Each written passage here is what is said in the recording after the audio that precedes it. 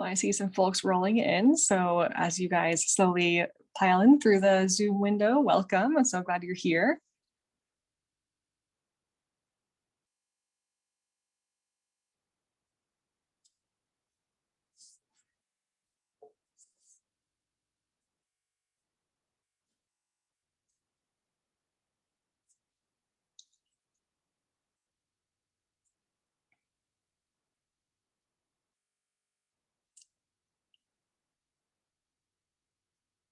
Welcome, Ginger. We have a couple of folks, or we have one wonderful lady here who's also from Portland, part of the SheJumps team.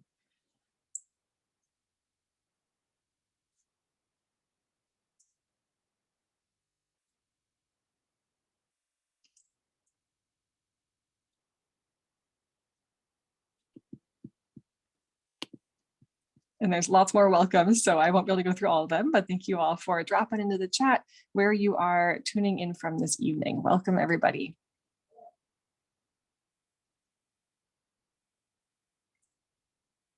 I just saw a city name in Washington I didn't even know existed. Caitlin, that's a really cool sounding town. I'm gonna go look up wherever that one is in Washington. I haven't heard of that either. Cool little town.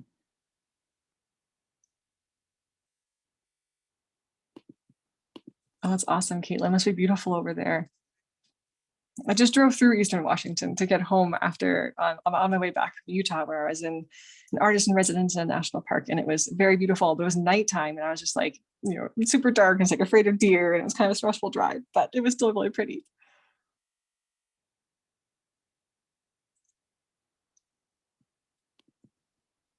All right, so far I think Chelsea is the farthest away in Anchorage, Alaska. If anyone else is tuning in from farther away, please let us know.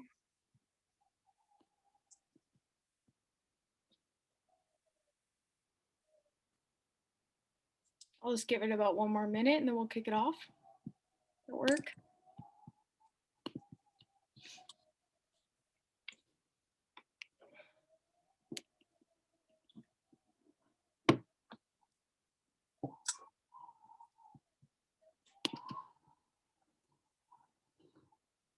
All right, well, I will get going, and I am from Gig Harbor, Washington. Hi, everyone. My name's Annie. I'm an events coordinator here with SheJumps, and thanks so much for joining us. Our mission at SheJumps is to increase the participation of women and girls in the outdoors, and we're really happy to have you here tonight. And tonight, the host will be Claire Giordano, and she will be painting. So yeah, thank you so much for joining us. If you have any questions, feel free to drop it in the chat in the question and answer section, and she'll get that answered for you. And Claire will kick it off. Thank you for joining us. Thank you so much for that wonderful welcome, Anne. I appreciate it. And thank you all for being here. I'll wave once. You can see me up above, or you might be able to see me, probably not. I'm going to turn off my face video so you can just see my hands now. That's where all the important action will happen. You don't really need to be able to see the funny Halloween lighting on my face up top. This would have been a great lighting for this time of day. And just making sure you all can still see me. Can I get a thumbs up in the comments if you all can still see my hands okay? Awesome. Thanks so much, Shannon. Whenever I shut off a camera, I always like to make sure that the audio and the video are still working correctly. So first of all, thank you, SheJumps, for hosting us. It is so wonderful to get to work with such an incredible organization. They're a nationwide group of just some of the most rad, badass, incredible women I've ever had the privilege of collaborating with. And they're really doing such incredible work across, you know, so many different communities. So I feel so grateful. Thank you, SheJumps, for hosting me. And thank you to all of you. There's currently a good number of us who are tuning in live. So if you're one of the folks who are tuning in afterward in the recording, welcome to you as well.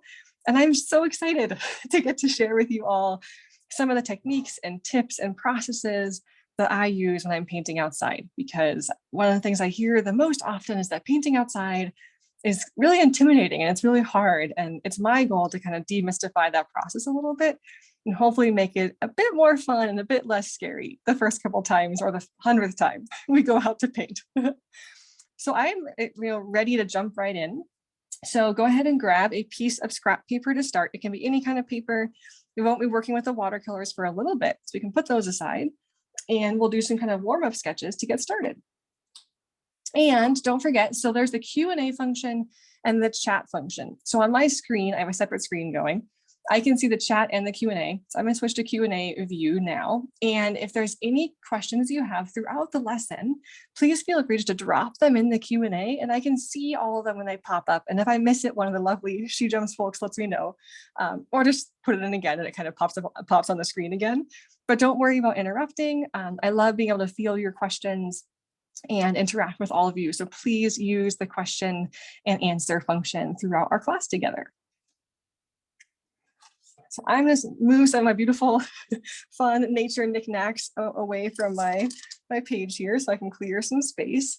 These are all just, I was laughing beforehand saying that I have a windowsill full of all these lovely nature knickknacks, and just kind of rotate through them for different classes. So it's always, I have some students who tune in pretty often. They're always like, well, which air plant will we see today? And I'll talk more about materials as well once we get a little farther in our time together. I thought I just wanted to get us all sketching and doing some kind of fun warm-up stuff together. So I'll go into these bad boys later. This one is in desperate need of being a clean and a refill, but it'll get there eventually. Maybe in December I'll refill it. So I'm going to take this out of the way and switch to a piece of scrap paper here. I'm also going to move the Q&A box aside just so I can make sure that I'm still in filling the whole view. There we go. Okay, now I can see all the boxes. And also don't forget, if at any point for some reason like my audio or my video cuts out, please just pop in the chat and let me know. It's quite windy here, so I'm really fingers crossed hoping so everybody put out good energy in the world that we don't lose our power. It's happened twice this year, so I think we should be good. But I always do get a little nervous when it gets windy during a class. So far, I've gotten lucky, and if the power does go out, it's been like 45 minutes before the start, so I can drive to my sister's house, and she's always graciously hosted me one time it happened. So the first activity I wanted us to do is called a blind contour sketch. So oftentimes, when I approach a landscape, I can grab an example over here from a different painting from the Olympic Mountains this summer. It can be kind of intimidating just to know where to begin, right? Like, our eyes and our brains perceive so many details in these landscapes, and just, it's really, is it, oh, I see this on someone had a bit of muffled audio. If please let someone else pop in the chat and let me know if that's them as well. I can try to change the angle of my phone if I could improve that for you all. But yeah, so just hop in the chat and let me know. Okay, so it sounds like everyone else is getting pretty good audio so far. I'm going to move my camera a bit more in front of my phone. There we go. So hopefully it's just isolated to one person so far. All right, Eliza's having an issue. Okay, is that better for folks? If my phone, it might be charged up enough that I can pop some headphones on as well. Okay. I wonder if you guys don't mind having a little tilt-a-whirl for just a minute. I can actually turn my phone around, and that will put the speaker right next to my face here. So excuse me, just as I rotate the little phone, there we go. All right, that should be back in action for us with a little bit better positioning for the audio. Normally I have fancy headphones on, but my phone decided to be at 20% today instead of 80%. So we're making do. All right, there we go. Awesome. All right, let's see. And okay, is that better for folks? Hopefully you can hear me a little more clearly. I now have the microphone. Awesome, yay, okay. Sounds like it's better for everyone. Thank you all for troubleshooting that. And thank you, Diane, for bringing that to my attention. I appreciate it. So what I was saying is that, our brains have the amazing ability to look at a landscape and say, there's detail everywhere. And there's just, billions of details in one scene, which is often why I find, sketching outside to be such a joy and pretty intimidating. I was just in a desert landscape, which is nothing like my home mountains. And I was like, I don't even know where to start. So one of the activities that I did for myself was called a blind contour. And a blind contour is as it sounds. So for example, let's say I want to draw my little air plant. So I'm going to put that here so you guys can see it. And then I'm going to kind of cover. So I'm going to pretend I can't see it either. So for a blind contour, we look at our object, but not at our paper. So I have my hand here, so I can't see what I'm doing on the paper. And I'm going to try to do a contour drawing. So kind of outlining just the key shapes and components of this little beautiful air plant with just a continuous line. So there's 2 rules to a blind contour. Don't look at what you're drawing, look just at your subject. And then second, don't pick up the pen. So I'll demo what that looks like. So I'll try to go for like 10 to 20 seconds. So I'm kind of like, okay, here's like that little leaf and there's so many leaves. Oh my gosh, why did I choose this? Always my feeling about every subject I choose. And then I'm like, oh, I kind of lost. I don't really know where I am. So I'm gonna say, okay, here's a little, boop, boop on the bottom. There's some little roots over here, I think. I have no idea if that's the right spot. And there's my blind contour of my air plant. And please laugh. These look nothing like what we intend them to be. And that's the whole point. This is one of the activities that I find helps me kind of get out of my head a little bit and start to have a bit more fun, laugh at myself, and also just enjoy what I'm looking at. So I want all of us together to do a blind contour. You can do an object in your space around you, or you can draw your hand. So, and I'll time us to, again, roughly like 20 seconds or so. So you can find a fun position for your hand to be in to sketch.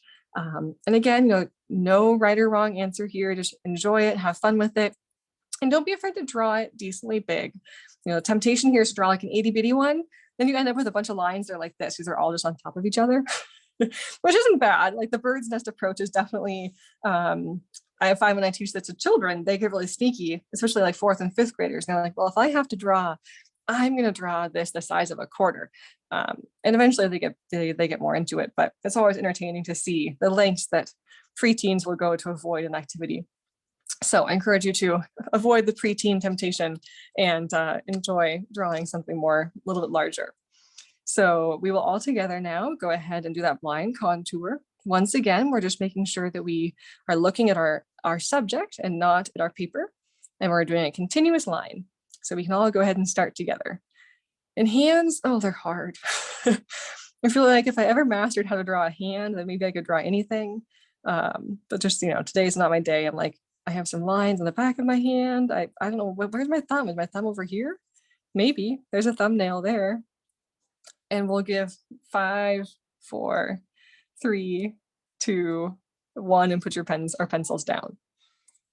And this is where, if I'm teaching a class in person, I have everyone hold them up and show them to their neighbor. And whether we're 2nd graders or 60-year-olds, I find that everyone starts laughing. So please take a moment just to laugh at your own sketch. They are going to be pretty terrible. They're like, but it's like a Picasso, I guess, in some ways. And again, that's the whole point. We're supposed to be just like looking closely, looking at details, and enjoying the process of creation without, we're hopefully letting go of a bit of our attachment to the outcomes. Let's do another one. I'm going to try to draw my water bottle. And for this one, let's see, we can spice it up a little bit. And for this one, if you really want to, you can look at your paper twice. So this is now a semi-blind contour drawing. So we're kind of adding an extra element. And if you're like me and you like labels, I recommend that you label what these are.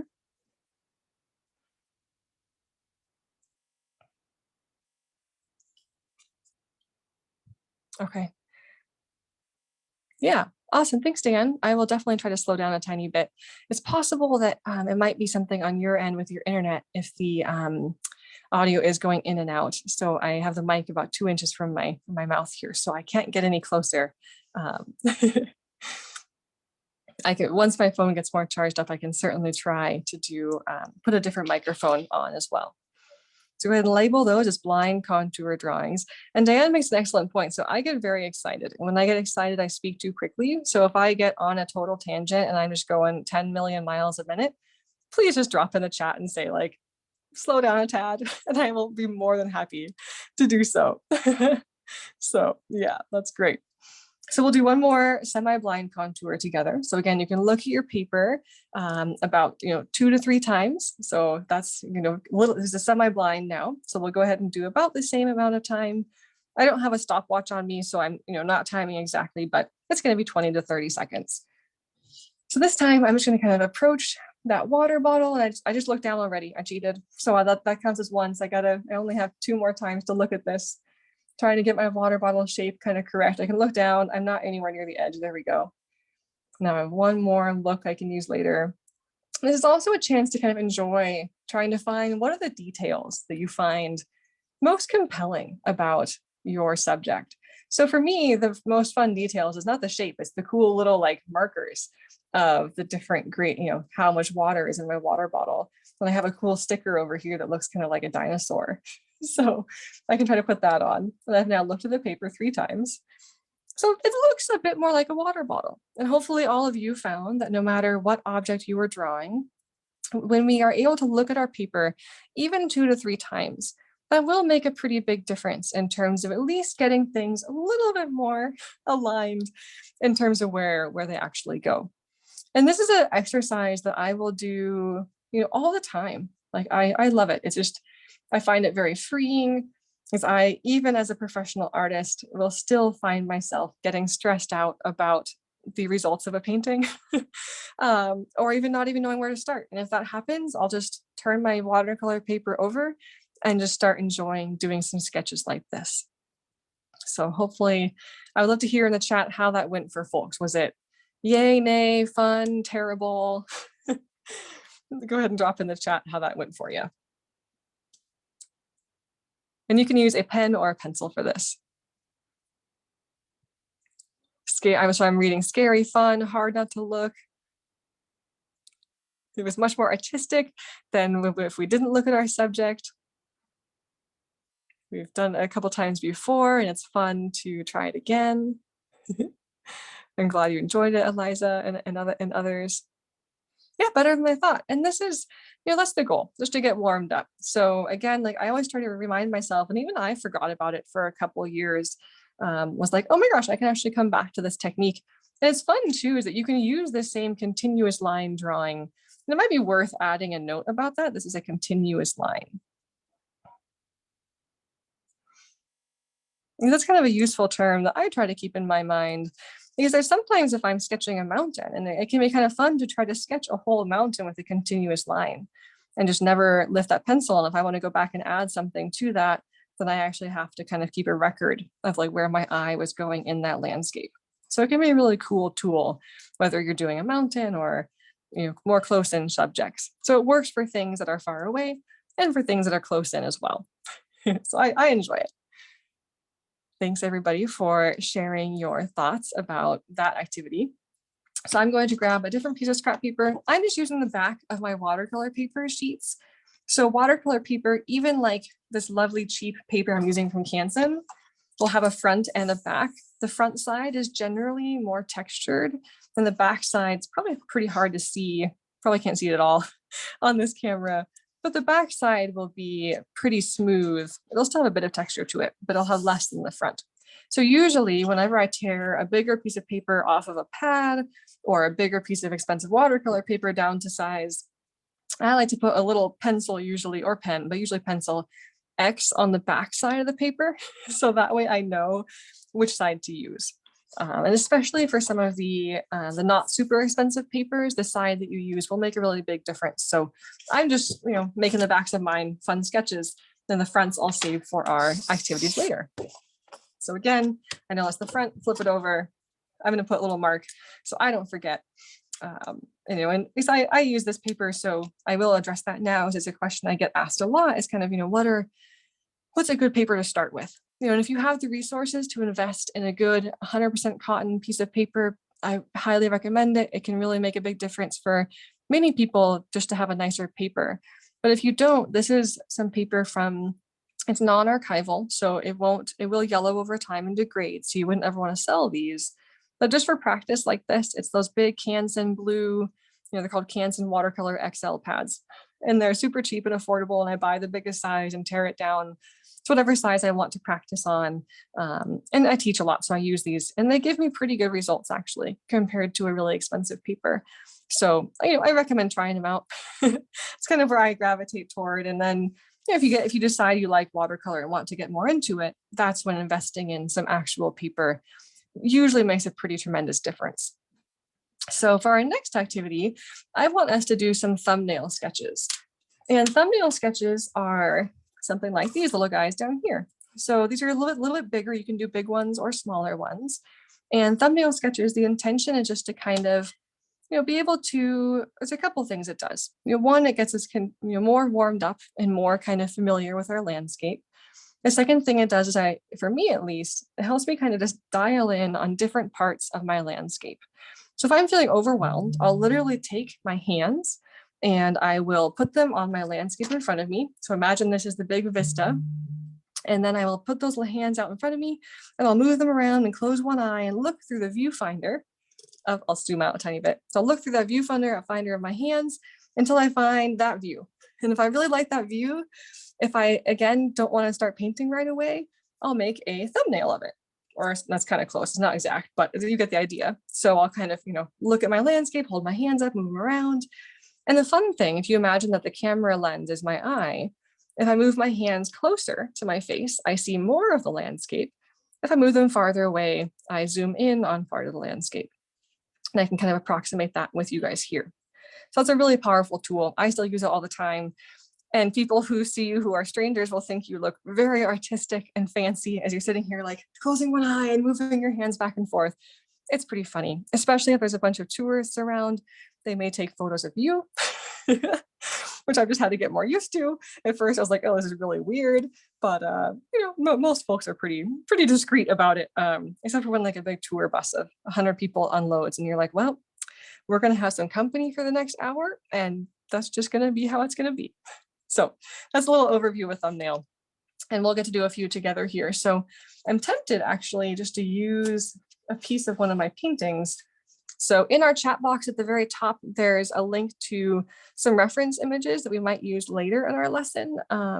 Would you guys rather see me sketch from a reference image, or do you have a preference there? If you have no preference, go ahead and drop that in the chat. But if you have strong feelings about seeing how I approach that from a real photograph, let me know.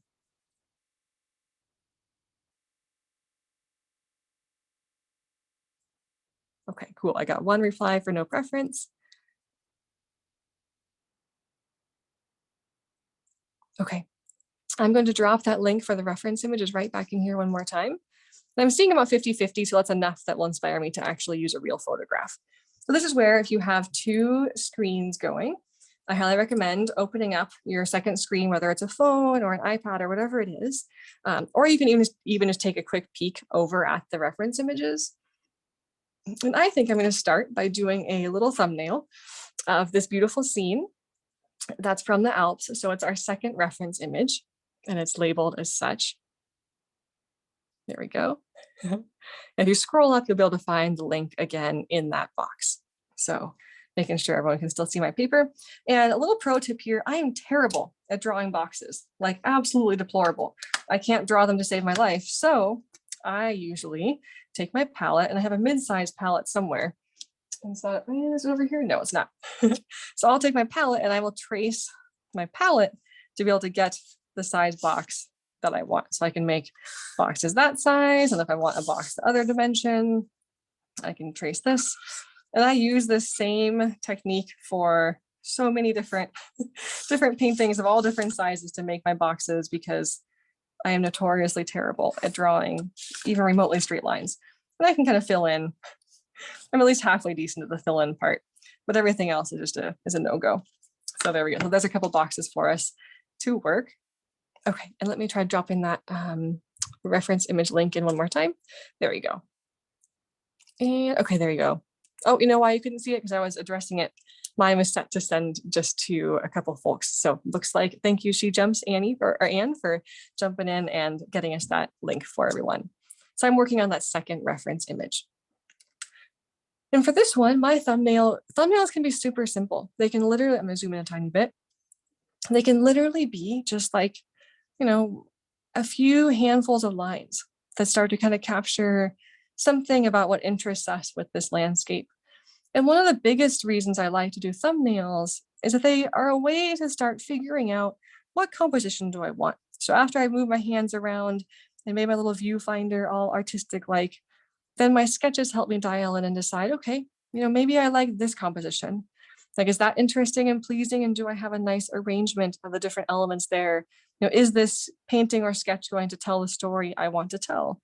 And maybe I don't want to paint, all those different lines. Maybe I want to focus on just this one side on the right that has all those crazy spires and, the piece of this big peak over here. Maybe that's what I want to focus on, is I want to zoom in on that and then have some cool kind of cloudy, misty stuff down here. This is a very, very powerful tool. So I encourage you to try doing a couple thumbnail sketches. These can be of things in your room. So if you have a, well, it's probably dark for a lot of folks like it is home. I'm missing summer already. But this can, so you can do something inside your room. You could do a little composition of that. You could look at our reference images, or you could pull up your own phone and choose a different landscape. But I want to take a few moments here and I'll kind of keep talking through a few more while you all have a chance to do, at least 1 or 2 thumbnail sketches, which is those simple lines to practice. And don't forget, we have the Q&A function. So if you're like, oh, I want to know more about that, or something I said didn't quite make sense, please feel free just to always jump right on in and you can ask a question there and I'd be more than happy to address it. That's kind of the fun thing about this lesson tonight, is that because we're not trying to get through a huge, long, crazy painting, we can take a bit more time to address all the questions throughout with a bit more of a relaxed pace throughout. So I'm going to do a couple more here. I'm going to do a couple little tiny ones just for fun. Little itty bitty, teeny tiny palette. It's so cute.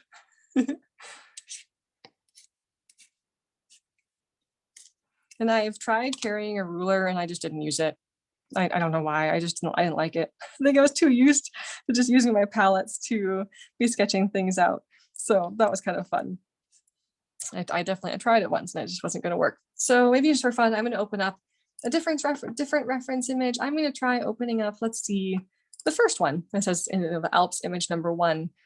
So for this one, I'm going to try doing a couple more thumbnails, this time with stuff that has some trees. So maybe for the first one, I kind of want to zero in on that left side of that scene. And I have these kind of cool trees going up like there, and then the edge of, I'm forgetting the name of this peak right now. If anybody knows it, please let me know. Has a big ski resort at the bottom, or quite a ways up actually. It's not the Guida Mont Blanc. It's a little farther down the valley than that. So there's one possible thumbnail composition. And I might even try another one. Let's say I want to do, the mountain front and center. So I'll kind of do this little guy. Here's part of the mountain. Here's the little shoulder of the mountain. And these are not these are kind of like, at least to me, I see them as kind of my sketching equivalent, for my actual scene of those blind contour drawings. Like they're not going to be perfect or fancy or have a ton of detail. It's just me getting to try a whole bunch of different compositions. Diane said that she was having some trouble copying and accessing those links. So if you guys are having any troubles at all accessing the Google Drive, just let us know. Or if you have any ideas for Diane, let me try putting it in, seeing if it comes better from me. Okay. Go ahead and try that, folks, and see if that works. You might be able to double click and select the whole thing too, if that's an option. The joys and challenges of working with online stuff, right? It's always a bit of a struggle. Honestly, if you can't see the reference images, it's not a big deal, so don't worry about it. I'll make sure to include it in all the follow-up emails. I'll make sure to include it there. Got a great, yay, thank you, Rachel, for our first question. So she asked, do I include sky features, birds, clouds, lighting, or in my sketches? So I was going to get to lighting next. So these sketches right now, they have no value. So, and that's not in terms of like value in terms of monetary or skill set, they have no value range. So value is the range of light and dark in a painting. I'm going to, or a sketch, and I'm going to write that down. So it's the range of light and dark.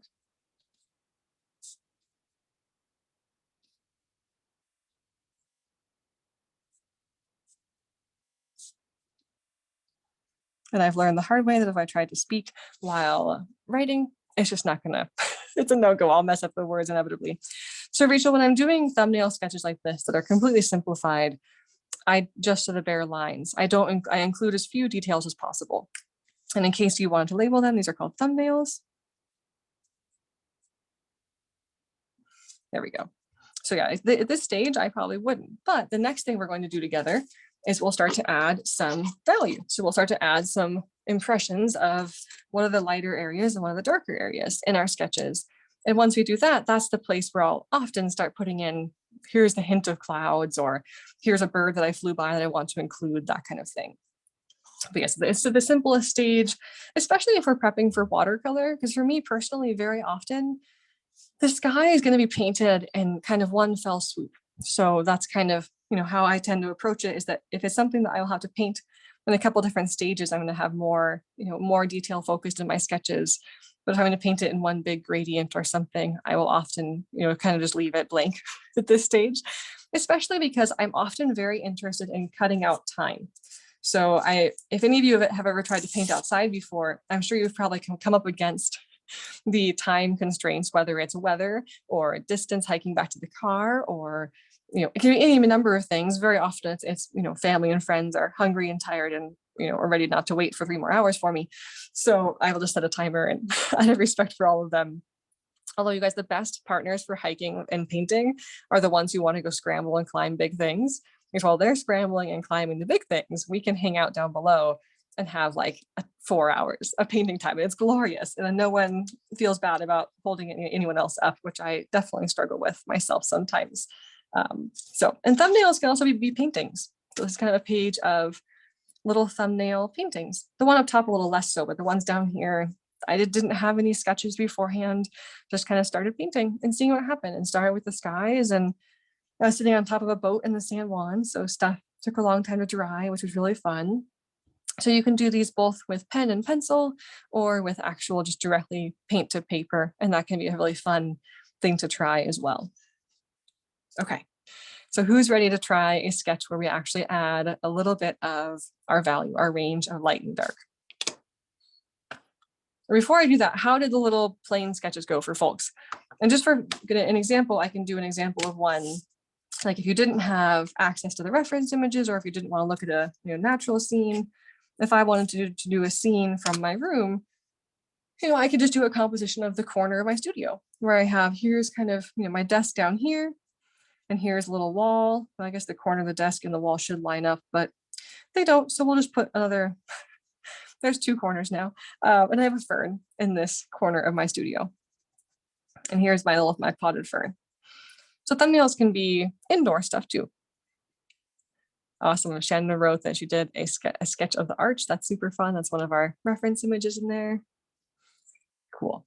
So that's kind of our most simplified version. So that's one of the keywords that I like to think about when I'm preparing to paint, is simplification. And I hold that in my mind for pretty much every single painting and hike and thing I'm working on, because that's going to be kind of the key, right? How can we use just the right number of details to convey something and then not get too lost in our scene? Because I have a little mantra that I tell myself and all my students at some point, and that is that you are not always going to poop out a masterpiece. If I know I have just adults in the audience, I will use slightly different choice of words. So you can adapt those words to your own swear word vocabulary. But you won't always poop out a masterpiece. And I like to repeat that to myself over and over, because sometimes painting a landscape is really intimidating. And if I can go into it just knowing that I might make a beautiful, horrible, lovely, amazing mess and still learn something, then I have a much easier time personally going into that painting and being a bit more fearless and trying new things and not worrying about how bad or how good it turns out. Because bad and good are words I try to banish from my vocabulary. It's really hard to. And to be honest, I struggle with it still, because I like things to look good. And Instagram tells us that everything we create should look perfect and be this amazing, conveyance of our landscape. And we have to have this beautiful, amazing experience of sunshine and rainbows and the perfect painting. And I'm like, no, like some days I get out there and I'm 30 minutes from the car and have to take a poop. And then I'm like, well, what do I do now? And I run out of snacks, which I hate it when that happens. And it starts to rain and I only have 10 minutes to paint, and that painting is terrible. But did I still learn a lot? Yes. Did I absolutely poop out a giant mess? Yes. Will that painting go in my drawer of like stuff I never want to look at again? Yes. But was I still glad I painted that day? Absolutely. So I try to keep it real for you all. Yeah, sometimes, I have some funny stories about going poop in the wilderness, especially in some of the areas in the North Cascades where you have to carry out all of your human waste. That's kind of funny. So I'm going to do another sketch now. I'm going to zoom in a little bit. And if you feel like writing, you won't always poop out a masterpiece in big words. That can be a helpful one. So for the next thing that I want us to sketch, I'm going to switch back to probably that second reference image. I'm going to use that as my kind of scene. I'll simplify in this one. Well, actually, no, I take that back. I'm going to do a thumbnail of the Mount Rainier painting, or the Mount Rainier photograph. And this is a bit bigger than I think a normal thumbnail I would do. I'm doing it bigger for you guys' sake, so you can see everything more easily. But most of my thumbnails are kind of in this size. So if I were to share an actual painting for an example, here's one from earlier this summer that actually was a lesson I filmed for my Adventure Art Academy students. So they were able to follow along with this painting with me. But you can see how small those thumbnails are compared to my hand. And those started out as just pencil sketches. And then afterward, once I finished the painting and decided I really like those sketches, I decided to put ink over them. And that was me trying to decide between 3 different compositions of a pretty complex icy scene with a whole lot happening. So I was able to use these small sketches to help me decide that, that one's cool, that one's even cooler, that one was kind of boring. And then this middle one is the one that was adapted to the final painting. So that was kind of the thought process for that painting. And there's the finished piece as well. And color swatches, we'll go into color swatches later as well. Okay, so I'm looking at Mount Rainier right now. And I'm going to go direct pen to paper, which if you've never tried that before, I highly recommend it. It's a really great, slightly intimidating exercise, just because very often we like to have I like to have the security. I won't assume for others, but I like the security of having pencil first because I can erase it. So going direct to pen is often like, oh gosh, we're committed today. We can't change anything. And I have sketched this scene before, so I have some bit more familiarity than normal with it. So that kind of gives me a bit of a leg up. But I was recently in Utah, and one day I forgot every single one of my 4 pencils, and I had no erasers either. So I was like, well, I only have watercolor and 2 paintbrushes. I did a really bad job packing that day. And just had to do a direct paint to paper, and it was a great exercise, but it was also very frustrating. So for my thumbnail sketch, I'm trying to go as fast as I can, just getting kind of the big shapes down, and I'll address kind of how to build a sketch more later. But this short story is that I'm putting in the biggest kind of guiding lines to start underneath the mountain. Then I'll use those as kind of my foundation to put in the rest of this peak on top of it. So there's kind of the rough part there. And then we can put in just a few of the rocks. And I'm really trying not to get, again, too much detail, because my brain likes detail. So I invite you for a moment to kind of think about, for you, what kind of detail? Are you more detail oriented, or are you more big picture oriented? My brain likes detail, so this is the perfect exercise for me, because it's the exact opposite of what my brain natively tells me it wants to be doing. So that's kind of my thumbnail for Mount Rainier. And I could just stop here. But oftentimes, I may want to have a little bit more kind of guidance or insight into how my painting could turn out. And that's where adding some value, that range of light and dark, can come in handy. There's a couple different ways to add shading. So with a pen, we're somewhat limited. I mean, you can do the painstaking stippling approach, which I don't recommend. It takes forever. So that's little teeny tiny dots. If anyone ever had art classes, you are very familiar with that one. You know that they make you do a whole, sketch with Sharpies, usually of stippling, and it's just terrible. I think everyone gets kind of high on the Sharpie smells, and some have a good time. I didn't enjoy that lesson. You could also do kind of like the scribble, scrabble, anything goes approach. So you can just kind of be like, I'm going to shade now, and you can do a whole bunch of lines. My preference is, again, the orderly part of my mind gravitates toward having, some kind of nice organized lines. You can do angled lines, you can do horizontal. Well, there's vertical. There's some horizontal lines. I have a hard time drawing horizontal lines. So if I really want horizontal lines, I'll just tilt my paper and draw my horizontal lines that way. And you can see how much better they turn out. So if you're like me, don't be afraid to take that paper and just put it on a little roller coaster and move it around to find that position of comfort that will allow you to sketch with the most fun and ease. And even painting, I don't tape it down because I want to be able to lift that paper and turn it all around. And then of course, if you want to get really fancy and have, want to get bogged down in the sketch, you can do something called cross hatching, where you do some extra, hatching lines on top of your sketch down below. So you can, or your layers down below. So you can actually add to that and make it have more depth. Oh, hi, pup. My sister's dog is over, and she just brought me the Frisbee, and It's very sad that I won't be playing Frisbee with her. All right, so there are our kind of different ways of shading with a pen.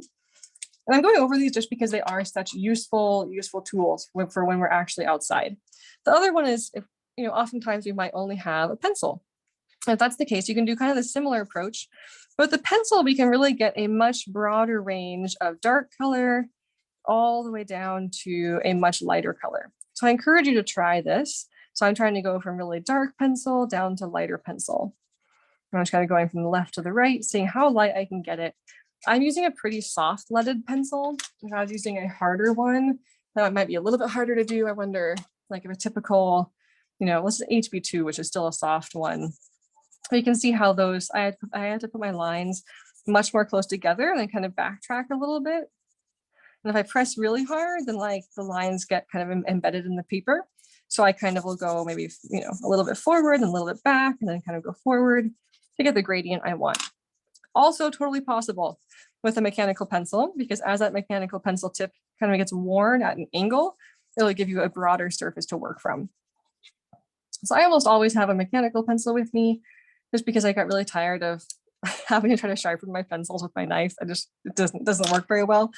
So I use this guy. So in this sketch, like if I wanted to add in some areas of light and dark, I could just kind of use this pencil really quickly to block some of those in. So, okay, there's my trees. They're pretty dark, and the bottom of the trees kind of fades to a little bit lighter, kind of grassy zones, some more dark trees over here. So pencil can be used like that. You can also take your finger and smear your pencil around, so you can get even more effects there. And of course, you can go to the pen as well. But with the pen, you have to have a bit more kind of control and patience. So I was kind of using a bunch of little lines. And the reason that it's so useful to add this range of light and dark into a painting is that if we do it in a sketch, then at least for me, it helps me kind of get a mental roadmap to know, okay, where are my darkest areas going to be? And where are my lightest?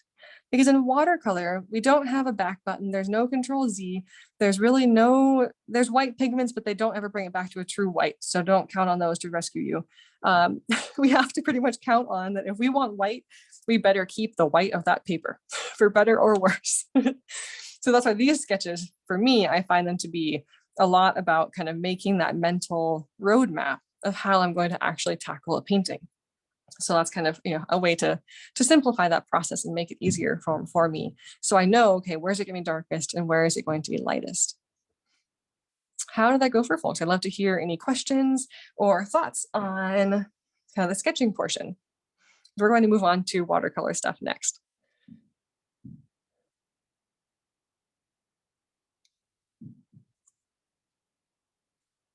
And you can drop that into the chat or into the Q&A too.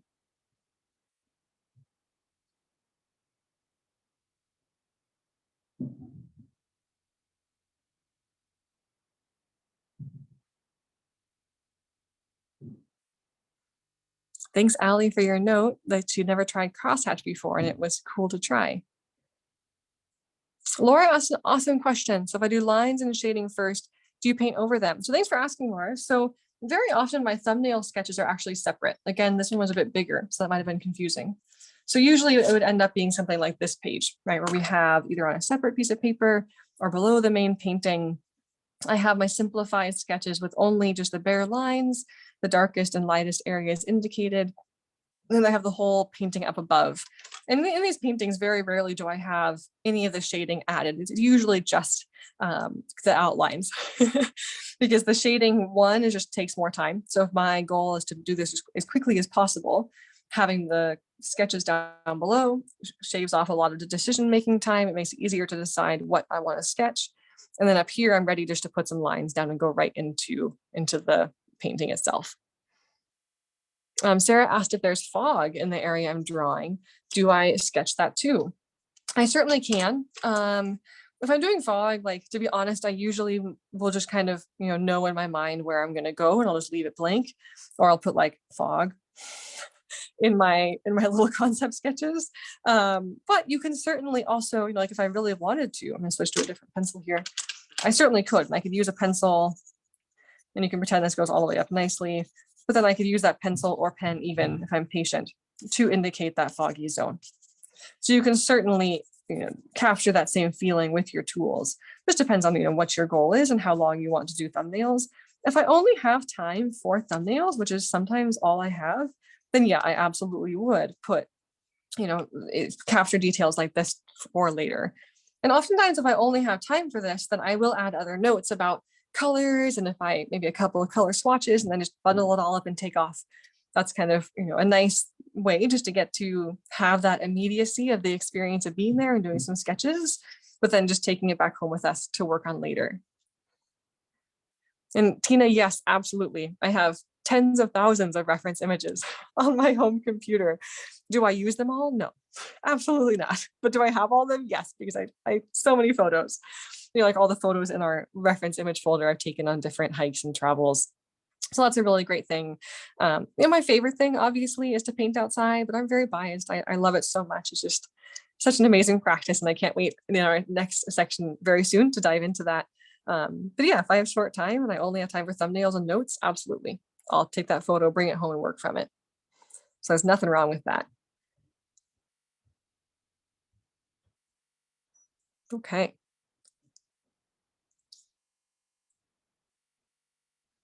Well, I think this is a good time for us all to take a little break. So why don't you all, let's regather at, let's say, let's do like, 3 or 4 minutes to 7. So come back, so take a 5-minute-ish break.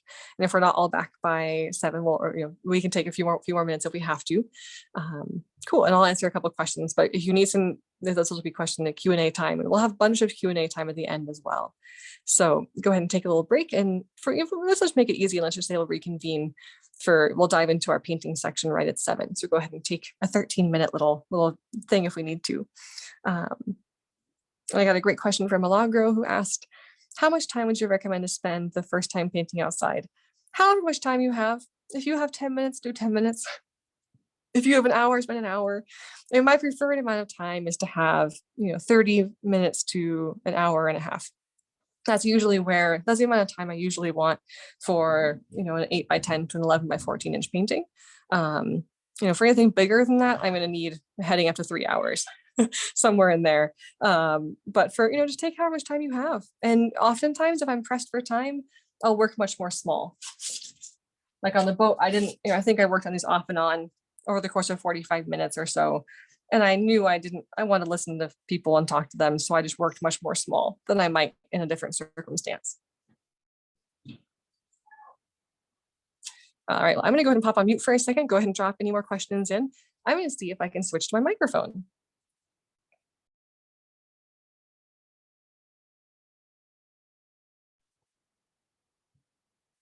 I just saw the recording was started up again. That's great. Yeah, so Meredith, you will definitely be able to access the recording file. I don't believe you can download it. So that's just the protection for the intellectual property of the class. But you can certainly access it, I believe, for a certain amount of time after the class. So you can see it. And I don't know about an audio specific recording, but you can definitely access it, I know, for at least 2 weeks afterward. And I have many students who take a class and then like to listen through a second time, and you can flip through the class and kind of pick and choose where you want to end up in the content. I think it's Amanda who asked a question about sketching trees. I can do a little, side quest about sketching trees if you all want, while we're waiting for folks to roll back in. And I think it's still showing. So I'm used to a normal Zoom where I can see everybody, whether they're back or not. So we'll still give it another like 5 or 10 minutes or so. I wouldn't want folks to miss out on it. And I'm going to cover painting trees. So don't worry, we're going to get a whole little, at least like 5 to 10, well, probably 10 minutes, let's be real, of trees within pretty soon here. Because I know trees are a crazy hard thing to paint. Before I dive into some sketching for trees, I recognize some of your names. Have some of you taken classes from me before, I think? And if so, I'd love to hear what the class was and where. I forgot to ask in the beginning, and I always like to ask folks if you tuned in before. So like 1, so it's always fun. And then 2, that way it allows me to know, like, if you've sketched Rainier with me before, then I make sure I switch them out enough. Oh, so many first-time students. That's awesome. Welcome, everyone. Oh my gosh. Carolyn, I knew I recognized your name. Well, welcome to your first class. That's so great. Yay. Oh my gosh. Eliza, that's great. It was probably it was a monochrome class where we painted Mount Rainier in blue. It was probably one of my early classes, actually, early Zoom classes, so to say.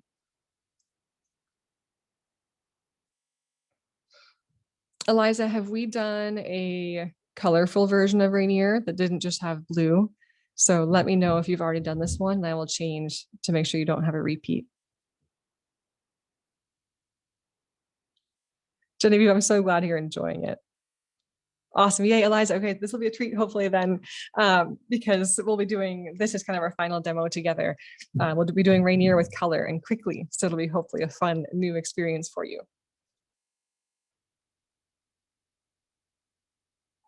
Allison, that's awesome. It's always so fun to get to connect with you guys in a class space like this, especially when you've been following along for a while.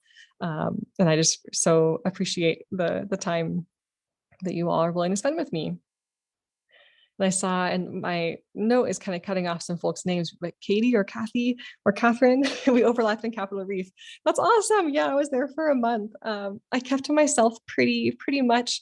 A few folks found me sometimes, but it is still an active pandemic. So I live with someone who's immunocompromised, so I'm pretty careful with COVID precautions and whatnot.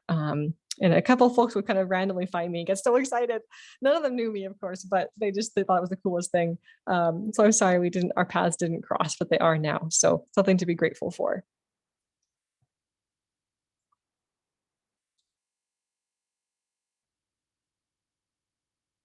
Oh, thank you, Eliza. I appreciate it. My Capitol Reef stuff is all still in a bag behind me. I can go grab a couple, so it might be useful in my next section to talk about them.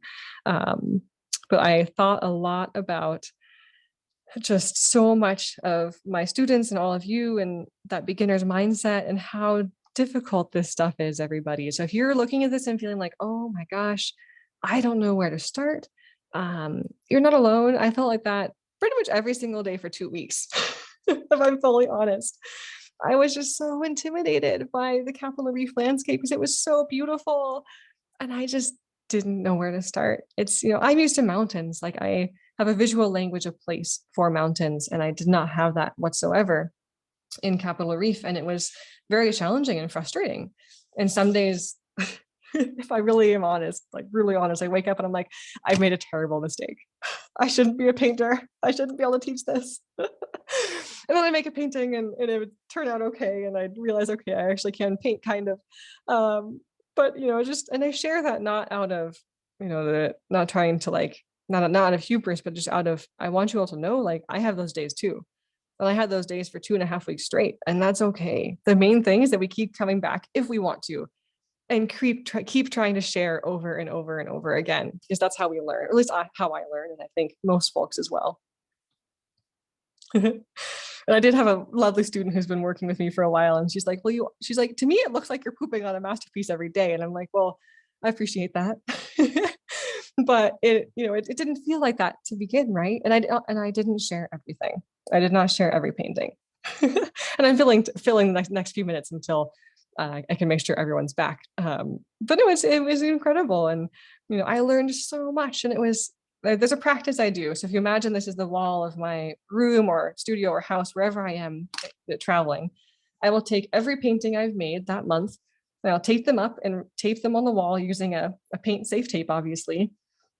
And I try to go in chronological order. So I can have, if you imagine zooming out and you have by the end of the month or whatever it is, a whole wall. And it was just so incredible to see the progress and change. Then, of course, there were some paintings at the end where I'm like, I still don't know what I'm doing, but I'm still having tons of fun, so it doesn't matter. And Tina asked, as a backcountry camper, weight and space are at a premium. What do I suggest for minimum tools? Yes, I love materials. All right, Tina, I'm going to put this out so I don't forget. I will cover materials next. I'm going to go grab a different piece of paper really quick. So I think it might be useful if I did demo, like our final demo at the end. I think I do want to do it on actual watercolor paper. so you guys can see the difference in behavior compared to this paper versus actual watercolor paper. And then I will address your question, Tina, because it's an amazing one. So be right back.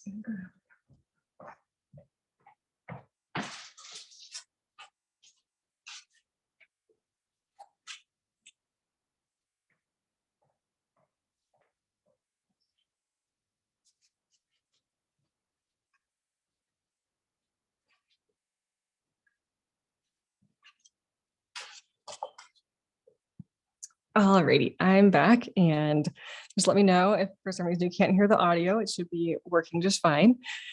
So Allison had a comment as well that it's hard to carry weight that you can't eat or that will help you stay warm as a backcountry camper. Yes, I love all the cozy, fluffy things. So every single piece of the art kit that I carry is like the minimal possible, because I do not want to have to carry a lot. That's for darn sure. So everyone should be back now. It's almost on the dot 7. And before we dive back in, someone asked to see a Southwest painting. And I thought I would share these two, which were made almost exactly a month apart. I'm going to zoom out a bit here. And I love that. I'm going to minimize the Q&A box so I can see here. There we go. And I love that with these two. So it's the same scene. I kind of have to rotate from one side to the other. Same scene a month apart. And I love that we can really see the difference in how the landscape changed. You know, some of the colors stayed the same in the rock, but all the leaves and the light had a very different quality at the end of October versus the beginning. So I thought that was kind of fun. That because one of my kind of big goals as an artist is that, you know, I really want to be able to convey, you know, both what is the, you know, through the work, you know, what the experience is of being there, but on a bigger picture and even more important, you know, I'm always trying to think about how can I be expressing what it's like to be witnessing a changing landscape, whether that's a changing landscape just seasonally with a normal seasonal distribution of changes in leaf, you know, color shifts, to witnessing snow earlier than they've had it in Capitol Reef in a long time, or witnessing a glacier receding like the one I showed earlier. Because art, I think, can be, you know, we're like, I see myself as a kind of witness and participant and documentarian of the places I visit. And I always hope that my art can try to, and I encourage all of you to see your art as records of the place that you visit, both in terms of your experience and how that landscape is changing over time too. Okay, and got a question, do I avoid erasers or overcorrection when working on thumbnails? No, I mean, I try to work direct with pen for thumbnails, so I can't overcorrect. But it was, you know, it works. So I try to keep them as simple as possible, but I will certainly come back and change things. Like the page I've been showing a little bit. I can even show a different one too. This is a big guy from the North Cascades. So here's a page of sketches. This one here I could not get. It's not really a thumbnail. It's kind of a bit more at this point, right? But I just didn't want to paint it. I was like, Mount Shuxon, you are too dang complicated. Like, just too complicated. So I was like, I'm just going to do a very simplified version with some vertical lines and some blank spaces, and I will help convey that sense of place. And I had some kind of the equivalent in watercolor of thumbnails, where these were each 7 minutes each, or 15 minutes in total, because I was cold and tired and ready to head back to camp, but determined, bound and determined to finish this page. So I added them. All right, so now that we're all back, we can talk about materials. And this is as good a time as any. Why not? I'm actually going to grab that painting off the floor. There's a dog in the house. I almost forgot. I don't want the, the painting to get stepped on. And I'm making sure I didn't miss any comments. Oh, I just saw that Eliza's son is joining her. That's so wonderful. Oh, I love that. Eliza, whatever your son's name is, welcome to both of you. Okay, I got a question about backpacking materials. Okay. Day pack, yes. Okay, so I'm going to address those kind of, we'll start with the materials and then go outward to the backpack from there. So my most minimal painting kit will look like, if I want to go absolute lightest weight, teeny tiny palette, one pencil, a chunk of an eraser. I take a big eraser and cut off part of it because I'm not carrying this big eraser. Absolutely not. So I'll bring that. I'll bring one pen. I like, microns are great, but I also love the what do you call them, the Prismacolor ones. So I prefer the Prismacolors, but I couldn't buy them in bulk, so I have microns now. I will bring a number 10 round paintbrush, and then let me just go grab the actual bag. Hang on, it's just like 2 feet away.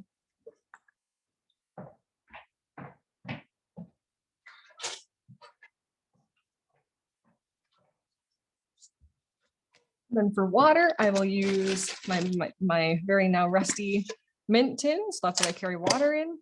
If I even want to shave even more weight, which is rare, but does happen occasionally, I will ditch the tin, I will ditch this paintbrush, and I'll bring a water brush. These are beautiful and amazing and fun, but they are very hard to control and imminently frustrating. So that's the most minimal I'll go, is just those guys if I really want to have as little as possible. The paper weight I prefer is a 140-pound, usually cold press. Hot press is great. I won't go into paper science too much today. I love to nerd out on it, but not everybody does.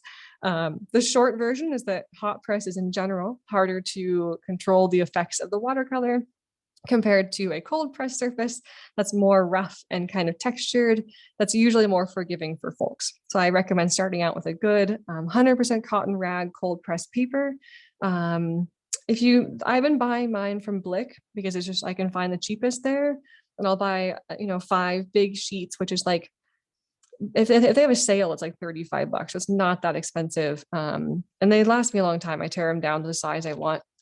And then and I get by the arches usually, which is what I kind of gravitated toward. My favorite paper was discontinued, so I have been plumb out of luck and have been trying to find a new replacement. And so far, arches is the best. The other ones are kind of more for specialized effects and different desired outputs for paintings. So if I, have like a bit more space in my backpack, I will still keep these guys. I'll add in the number 10 round. The number 12 round sometimes comes, but usually instead I bring this, which is a 1/2-inch round Sumi ink brush. So I won't dawdle on materials too much, but ask more questions if you'd like. And I love this brush because it holds a ton of water. And this is big enough that I can do a full 1/2 sheet painting with this brush. It's big enough to do skies and that kind of thing without having to, carry a bigger one. And then I will often, if I have more, I'll switch out the little palette for the big palette. And these palettes, side note, they're made locally in Washington by an incredible woman named Maria. She lives up in Port Townsend, and she invented this design. And they're little magnetic pans, and they pop out. Well, mine are all stuck together and thoroughly dirty right now after a month of painting in the desert. But they do come out of the palette, and it's such a useful tool, and you just refill them from the tubes of watercolor. So in the long run, it ends up being what I found to be the most affordable way to carry lots of color, because once I have the tube, it lasts me a super long time, and I'm not buying, the palettes over and over again. So that's what I'll carry for my paints. This one holds quite a few colors, a big mixing area. I will often add, don't forget sunscreen. And then I'll just put all of this in a Ziploc bag. So I have a bunch of other crud in there right now because I was trying a bunch of different stuff, but I have beautiful little toolkits made by Maria and her company called Art Toolkit. And I'll be sending you guys a slight discount code for her stuff as well, because she's a dear friend and mentor, and I love sending folks her way if you want. But I carry it in a plastic bag. I have her beautiful kits, and I'm like, no, I want to go as lightweight as possible. It has a couple holes in it from sandstone and my pencil sticking through it, but it works. And then it's very lightweight. So with just this stuff, I can cover a lot of ground, and that's kind of the backpacking kit. So oh, that's so interesting, Carolyn, that Maria and I's voices sound similar. You're not the first actually that has remarked that. People get us confused once when they had a really fun time. One time we did a demo together, and people were just like, "Are you two related?" And I'm like, "No," but we often laugh that we're two long lost art sisters for sure. Yeah, and just keep an eye out for on that follow-up email for that little code from us. I was just double checking the Q&A, making sure. And you can put your Q&A in the chat too, because I'm watching that. So there's the bare bones materials. We'll go into paint very shortly. But someone asked about how to sketch trees. And sketching trees is, honestly, I prefer having to paint them because it's easier. But if I do a little tiny side note, and so many of you were so excited about sketching them that I figured I might as well. And just a little heads up about kind of how our time distribution will go. So this next, 50 minutes right now will be dedicated to going over some of the basic kind of skills of watercolor. And then I'll do like a 15 to 20 minute demo somewhere in that time, or going even a tiny bit past 8 p.m. And then we'll have the rest of the time for Q&A. And I had us build in that extra half an hour from 8 to 8:30, just in case you want to stick around for an extra Q&A time. But also we have the joy of being able to ask, oh, brand of paint, Daniel Smith. So I want to make sure I didn't miss any questions up here. Yeah. Colors in my mini, okay, I did miss a couple of questions, so we'll backtrack. Okay, colors in the mini palette. Whew, okay, we're gonna go quickly through these. Honestly, there's only 6 that I really recommend that you have. Ultramarine blue, phthalo blue green shade. This is Pyrrole Scarlet. These are 6 that Maria introduced me to, so I highly recommend them. This is a Hansa Yellow Light. This is a New Gamboge, and then a Quinacridone Rose. The rest are just bonus colors. Like this is Cobalt Blue. I like it, but I don't use it quite as much. This one just looks cute. Oh, sorry. This one just looks cute. So teal, I never use it. I'm going to scroll down a little bit. All right. Someone's like, oh, okay. And Genevieve, I'll be giving you guys, I'll include in that follow-up email a link to a resource document that goes through, it's a month out of date, but it goes through almost all the colors I have in both of my palettes. But I'll repeat these 6 favorites one more time for you all. The 2 blues are Ultramarine Blue, as well as Phthalo Blue Green shade. And then the 2 red shades are a Pyrrole Scarlet with a Quinacridone Rose. And then the 2 yellows are a Hansa Yellow Light and a New Gamboge. And those are 6 pigments that actually Maria sent me years ago. I was like, oh my God, these are amazing. Because you can mix so many different colors from them. You get beautiful, unexpected mixtures from them as well. So I highly recommend that 6. I will add a gray. So it's called Neutral Tint. It is for those of you who may have taken a class with me where we do just a class all about, doing a monochrome lesson. That's my favorite color for monochrome stuff. And then the white, I've honestly been using that a ton in the Southwest, but it's outside the scope of our watercolor for today. In the next couple months, I'm hoping to actually teach a watercolor and gouache lesson. I want to get my own skills dialed in first before I start teaching that too much. And then the others were just fillers to make it look cute. So I was like, oh, I have space. And this is a green. It's phthalo green. That one I don't recommend. You can mix a much prettier teal yourself with these 2, or with a blue and a yellow. And then burnt sienna is useful, but not necessary. Yes, Pyrrole Scarlet. Thank you. And then it's Quinacridone Rose, which is, if someone could type it into the chat for me, that would be amazing. So there's a little preview of those colors. I won't go over all of these because they're all in my resource doc. The only 2 that are not, there's 2 new additions. This one, okay, well, we can't see it at all because it's covered up by white gouache. My palette is never clean and organized. Like, I mean, whose is, right? Some artists are, but once I started introducing white gouache to the picture, all bets are off. Like I am always having to clean the paints off. So as a fun side note, this is a really interesting and fun color of green that I don't use a ton, but it was kind of fun this summer. This is a perylene green, so P-E-R-Y-L-E-N-E green. It granulates. So it means it acts kind of like fine particles of sand that get suspended in the water and move around in cool ways. But I would recommend other colors before that one. That's kind of like a luxury color. It's not necessary by any means. But this red, this is also this is Perylene Red. So Perylene Red, I can verify as I write the names on the back. Yep, I got them. I double check. Yep, and the Perylene Red is just the same Perylene phrase, but with referring to red. And I like it because it's a non-cadmium paint. So it's often hard to find this shade of color that's not a cadmium-based paint. And I like it because it's quite different from the scarlet that I have in my palette. And yeah, you guys can see how different that is. So it's it's a warmer toned color, or no, well, actually cooler, because it's closer to a purple than a red, but I won't get into warm and cool. I still confuse myself. Don't worry about it. All I need to know is like this one makes amazing mixtures and it's so fun to use and I love it. And it was a very nice addition to the palette. But if you were just going to buy two, I'd recommend sticking with that scarlet and then also with the quinacridone rose, which is this color right down here. If mine wasn't so dirty, got lots of brown in it still. So there's the rose. Because these two together, like you can mix them and you cover a broader range of possible mixtures with these two than with that one. But I also have been searching for about 3 years for this color because I had one that was a lot like it, but it wasn't light fast, we found out. So I had to ditch that color and eventually found that one. And then there's an amazing watercolor resource that's an artist named Jane Blundell, and her website and blog is incredible. She has such crazy resources and amazing write-ups about all different colors and brands. So if you want to nerd out on color, her website is the place to go. And then I got a question from Sarah about my brushes. So that's a great observation, Sarah. For the last like 10 years, I've used primarily just round brushes, actually, with the exception of like this brush, which pretty readily can flatten out to a more kind of semi-flat tip. But then this summer or this last month in the Southwest, I found myself using a flat end, so a square or a flat brush, a ton. Like it really helped me a ton. So the website for the colors is called Jane Blundell. If you look up Jane Blundell, artist, Jane, last name Blundell. I'll just write it over here.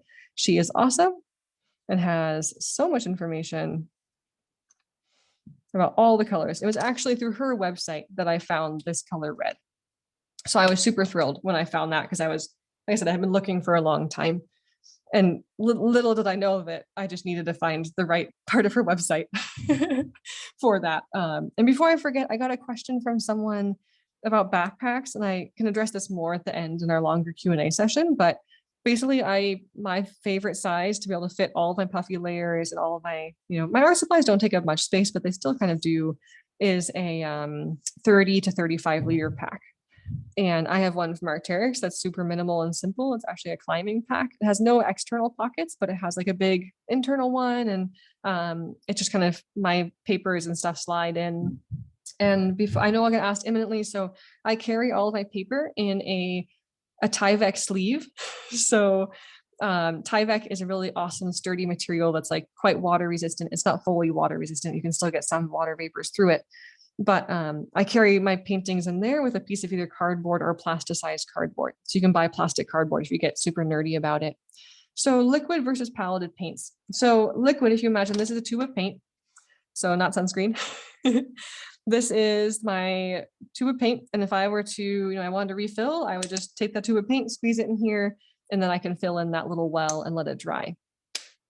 And then, so that's how I save a lot of money, because if you think about it, like if I were to keep having to buy, and I won't go into pan sizes, these are about half the size of a normal pan you'd buy from most manufacturers, and or even like about a third, but they're plenty big enough for me. I can do a whole, multiple half sheet paintings with just this size.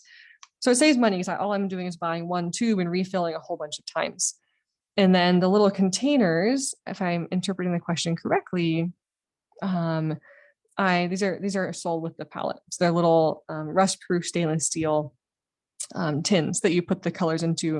As you can see how this one right here with the color almost gone, that's kind of depressed in the middle. So hopefully that answered it. Yeah. Hopefully I answered that one. If I didn't answer it, let me know. But yeah, so for backpacks, 35 liter, that's my favorite size.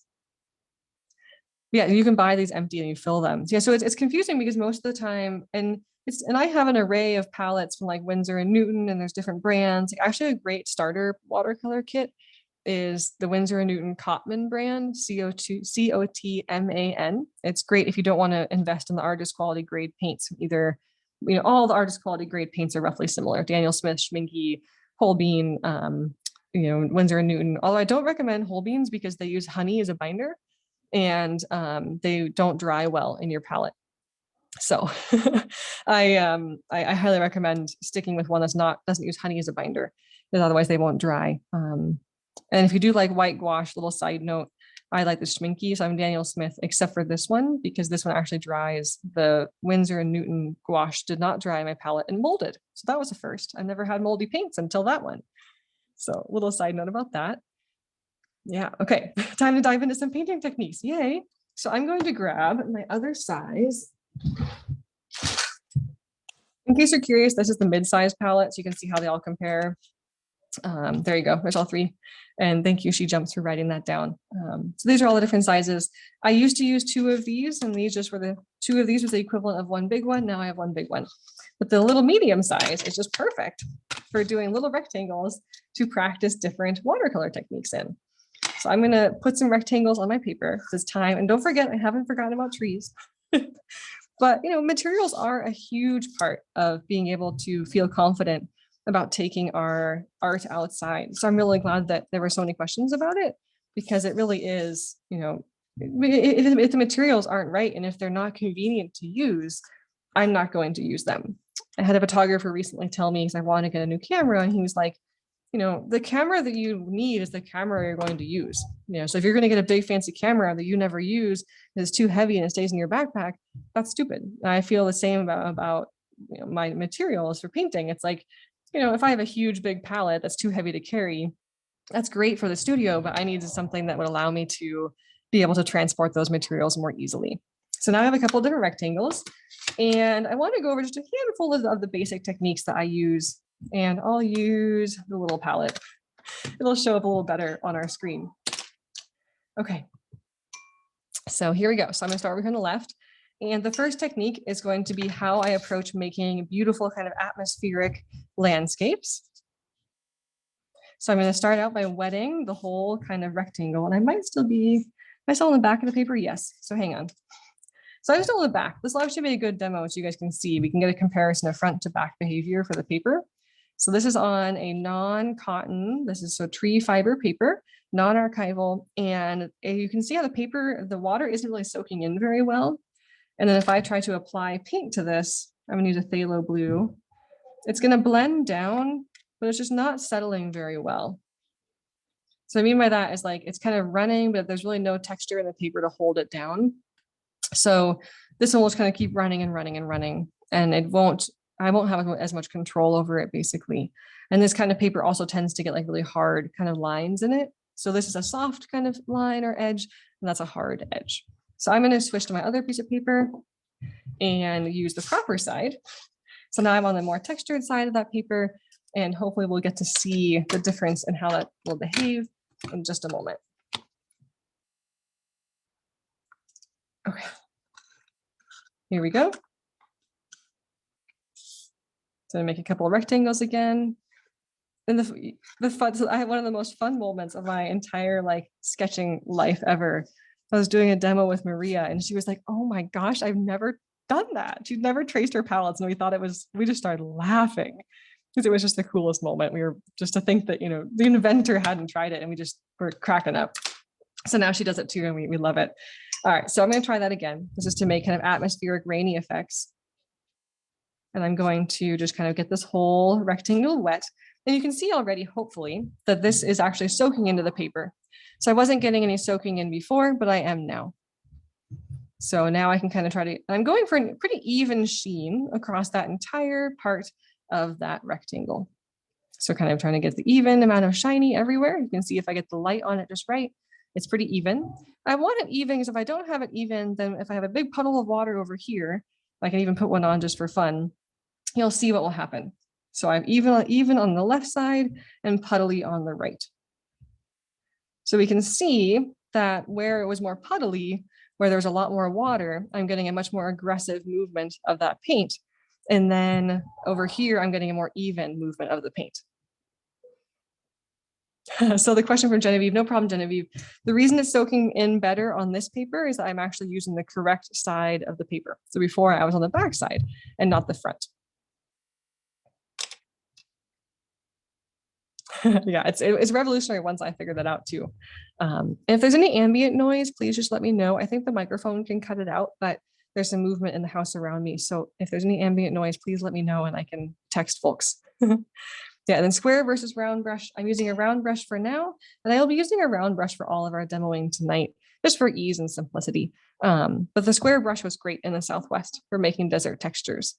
And again, so what's really cool here is that we can literally see how this was the more wet side, and it pulled the pigment farther. And then the left side over here, where it was more evenly damp, we got a pretty even distribution of the paint. And this is my approach. You kind of put the paint down, tilt it, and let it run down. That's what I use to make a lot of my beautiful atmospheric kind of misty skies. And yes, Diane, you will get the recording later. SheJumps and I will give you a follow-up email. So keep your eye on inbox and also spam boxes for that. So hopefully that makes sense for folks, that this is kind of how to approach an atmospheric sky. And the amount of wetness is pretty key here. Oh, and don't worry, those repeat questions are not bad. This stuff's confusing and complicated. So it's not a bad thing to get a refresher, I'm sure, for anybody. So for the next sky technique, I want to talk a bit about gradients, because gradients are kind of one of those things that I feel like, we all want to know how to do, but then, they're kind of hard, and it's really hard to get perfect gradients. So the first thing I will say about perfect gradients in skies is that if you are outside, just give up making a perfect gradient. It's not going to happen. And that's a good thing, because a perfect gradient can be boring, right? Like a perfect gradient, if we have a perfectly dark blue to light blue, like I can achieve that in the studio with 15 to 20 layers of paint, but I really can't do that outside. And it's not practical to do it outside. I don't want to deal with that. So instead, I'm going to start with a single color gradient, and then I'll do a multicolor. So if I'm somewhere where it's going to dry really quickly, like in Utah or desert areas or Texas or wherever it is, I will often pre-wet the whole rectangle again before trying to do the gradient, because that will give me the best chance of getting somewhat smooth application of paint. I don't want it wet, so I want just an even sheen, and I really want to avoid having any puddles anywhere. If I have a puddle, I'll take that paintbrush, slide it through the bottom, so put it through the puddle, tap it on the paper towel, put it through the puddle, and tap the paper towel. So that's kind of how I approach, getting that nice even sheen everywhere. And the color I'm using to demo this is phthalo blue green shade. Use any color you want, red, green, blue, but know that it's easier to be using a non-granulating paint. So I'll show a granulating pigment down below this box. This is ultramarine blue. And you can see hopefully see how it looks almost sandy on the paper. I'll zoom in a tiny bit. So see how that one looks kind of sandy, and then the phthalo blue looks really smooth over here. And the difference is that phthalo blue is made of really teeny tiny particles, where if I even put some more water on, we can see it better, where ultramarine blue has bigger particles of paint. And those particles will settle more on the paper, and they won't flow and blend as easily or as readily. So if I know I want really smooth atmospheric effects or gradients, I'll avoid those pigments that I know that behave kind of like sand. There's just a little side note that helps me a lot when I think about my paints. So what I want to do is I'm going to dip my brush in my paint. And at this point, there is some water sitting in that little pigment bubble. So that water has loosened up some of the paint. So I'm getting a lot of pigment on the brush. This paint also likes to dominate a painting. So as you'll see quite readily here. So I'll kind of fill in, part of the painting. And you can see how as I go down that page into that wet zone, the paint is starting to thin out really nicely. So when I pre-wet it like that, I can just kind of carry that paint all the way down, get a really nice, beautiful, smooth gradient. And it won't dry perfectly like that, just because parts will start to dry faster than others. But for now, it's looking quite good. Gradients are also easier in smaller areas. So if we're doing a bigger area, I really just don't even try. The other way I do it, and this is often how I approach it outside, which I find more fun. It's a bit more unpredictable though. I won't pre-wet that whole rectangle, and I'll just go big and bold and put a swatch of color. I can even darken it up a little bit more. I'll put a swatch of color there, then I'll dip that paintbrush into my clean water, and I will squeeze, and move the cup so you can see it. So I dip the paintbrush in, and I squeegee off a little bit of the moisture, but not all of it. Then I come here and I overlap the tip of that brush with the bottom part of that paint. And I'll just carry that line down like a ½ an inch or an inch or so, dip the brush in the water, squeegee off more of the paint and water, and then carry that paint all the way down. And you can see how this one's behaving quite differently. So we're getting a lot of kind of difference in how that gradient is behaving. We're getting some parts that are being pulled more quickly, some parts that are being pulled more slowly. And that's kind of what I want often when I'm outside. And if I really don't like something, I can always just kind of go back as long as it's still wet. Once it starts to dry, this won't work. But if it's still wet, I can just very gently, and I'm doing very gentle side to side brush strokes, go back through that gradient and smooth it out. But that you have a super narrow window to do that. If I try to do that, even just now, it's already drying enough that I would not get a smooth gradient effect. So, and also keep in mind, if you are somewhere that's not as humid as Washington, it's very likely that you would not be able to do what I just did there, of going back and changing it. And you likely also wouldn't be able to go into that box and do that same technique and get a smooth effect. I certainly could not get any smooth sky whatsoever in Utah. It just wasn't going to happen. Things dried too fast. So there's a couple different gradients. And I'll do one more, which is a multicolor gradient. So I will come in through here and put this box down. There we go. So for multicolor gradients, I can certainly pre-wet the whole zone if I want to, like we did over there. Or I can just say, you know what, I want to have some fun. We're going to go big and bold again. And for this one, I think I'm going to do cobalt blue, which is for fun, so you guys can see a different color. Cobalt blue granulates a little bit, but not bad. So I'm going to start with cobalt blue up top. And I'm going to do the same technique I did last time. So I'm going to bring the blue down part way, grab a bit of clean water, thin it out a bit toward the middle. Then I'm going to switch colors. And I'm going to go to my quinacridone rose. So any pink or red or whatever you want to try will work. Same thing, going part way, grab a little bit of clean water. And then right before they touch, I'm going to grab just a teeny bit of clean water on that brush. And I'll just blend that pink and that blue right into each other. And I'll go part way up and then part way down. And then if I want to bring the pink all the way up into the blue, I can certainly do that all the way to the top. But as long as that's still wet, you can see how those marks that were pretty aggressively visible, they will kind of self-level in that wet zone. So at this point, I can't touch it anymore. If I try to come in here and touch it, especially with a little bit of a dry brush, I'm going to leave a big mark behind. So we have a very limited window to work with paint like this. And that's why in the studio, if I want really, really perfect gradients, I'll do a layer of blue and then let it dry, and then a layer of pink and let it dry, and then like 5 more layers of blue. And like, so it's tedious and horrible and I hate it. And I try to avoid that if at all possible. This one turned out really well. To be honest, this is the best these two gradients have turned out. And I've demoed these probably 20 times in the last year. This is the best they've turned out in the last year. So something about the atmospheric conditions today are different. I think because it's more humid. So the greater humidity, it rained all day today in Washington where I am. I think that increase in humidity gave this more time to kind of equalize the pigments, because normally I never get that nice of a perfect gradient. So any questions about gradients before we move on to some more and different fun techniques? So the blue I just used, the one over here was phthalo blue, PHTHALO blue, and that was a green shade. And the one over here at the top of the pink was a cobalt blue. Cobalt blue, just to note, I always do, is synthesized from a chemical manufacturing process. And it is a heavy metal, so don't eat it, please. And as always, just like with anything, don't let really young kids have access to paint. They look like candy. So if you're going to be using any of the pigments that are, well, really any of them, even the ones from natural objects, you really should eat for the binders. So just make a little note there that, you know, and it's also best not to use your hand as a palette, actually, because some of the cobalt can go through the skin blood barrier and get into your body, which is not ideal. So just a little note there about pigment safety. That also means that if we are ever in a fragile ecosystem of any kind, like in a wilderness area or a research zone, and if it's not a heavy use area, I will try to carry out my water if I am worried about it being a contaminant. So trying to get my cords out of the frame here. All right. Any other questions about gradients before we get to talk about next? We're going to start with, let's see, some kind of thoughts for painting kind of mountains and snow. So I'll cover kind of briefly and go into more detail here and there, depending on what you all are interested in.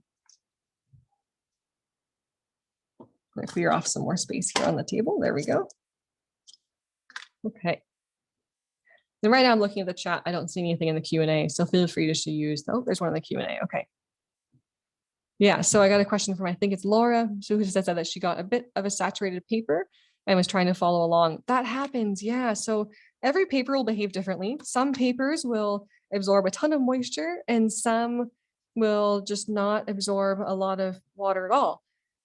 This paper is kind of right in the middle. I think it's like on the shyer side of absorption. But the main thing is, we just want to avoid big puddles. And I often, and I'll even show it down here again, and that when I'm looking for the sheen of my paper, we want it to be evenly shiny, but not puddling. So if I want to check for a puddle, I'll just tilt that paper. And if the water runs to one side or the other, then I know I have too much water, and I'll just kind of blot it out with the paintbrush again.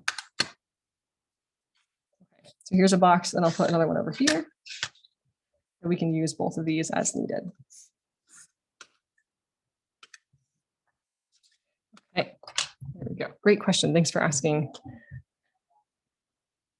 Okay, cool. So now we get to think a little bit about some of the kind of principles we played with earlier in terms of sketching and thumbnails. And there's another little mantra that I like to think about, and that is this one, which is to stop naming and start seeing.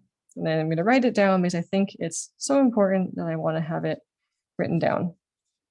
So stop naming and start seeing. What I mean by that, and this is probably the best example. So close your eyes for a minute and think of a mountain. And think about, how pointy is that mountain? Where is the snow on that mountain? Does it have little foothills at the bottom or not? How rounded or how pointy is it? And most of the time, this is pretty amazing if I'm in a group of people, and it's especially adults. If I asked, the people to sketch their mountain, usually 90% of the people, their mountain looks like this. It has a little point, and it has a little jaggedy snow line right there. Then it has a foothill or two, and maybe a tree somewhere in there too. And that is what almost every single adult thinks of when they think of tree. And that's because our brains, from a very early age, we are taught to associate mountain with this. We're shown photos, we're shown videos. That's not a bad thing.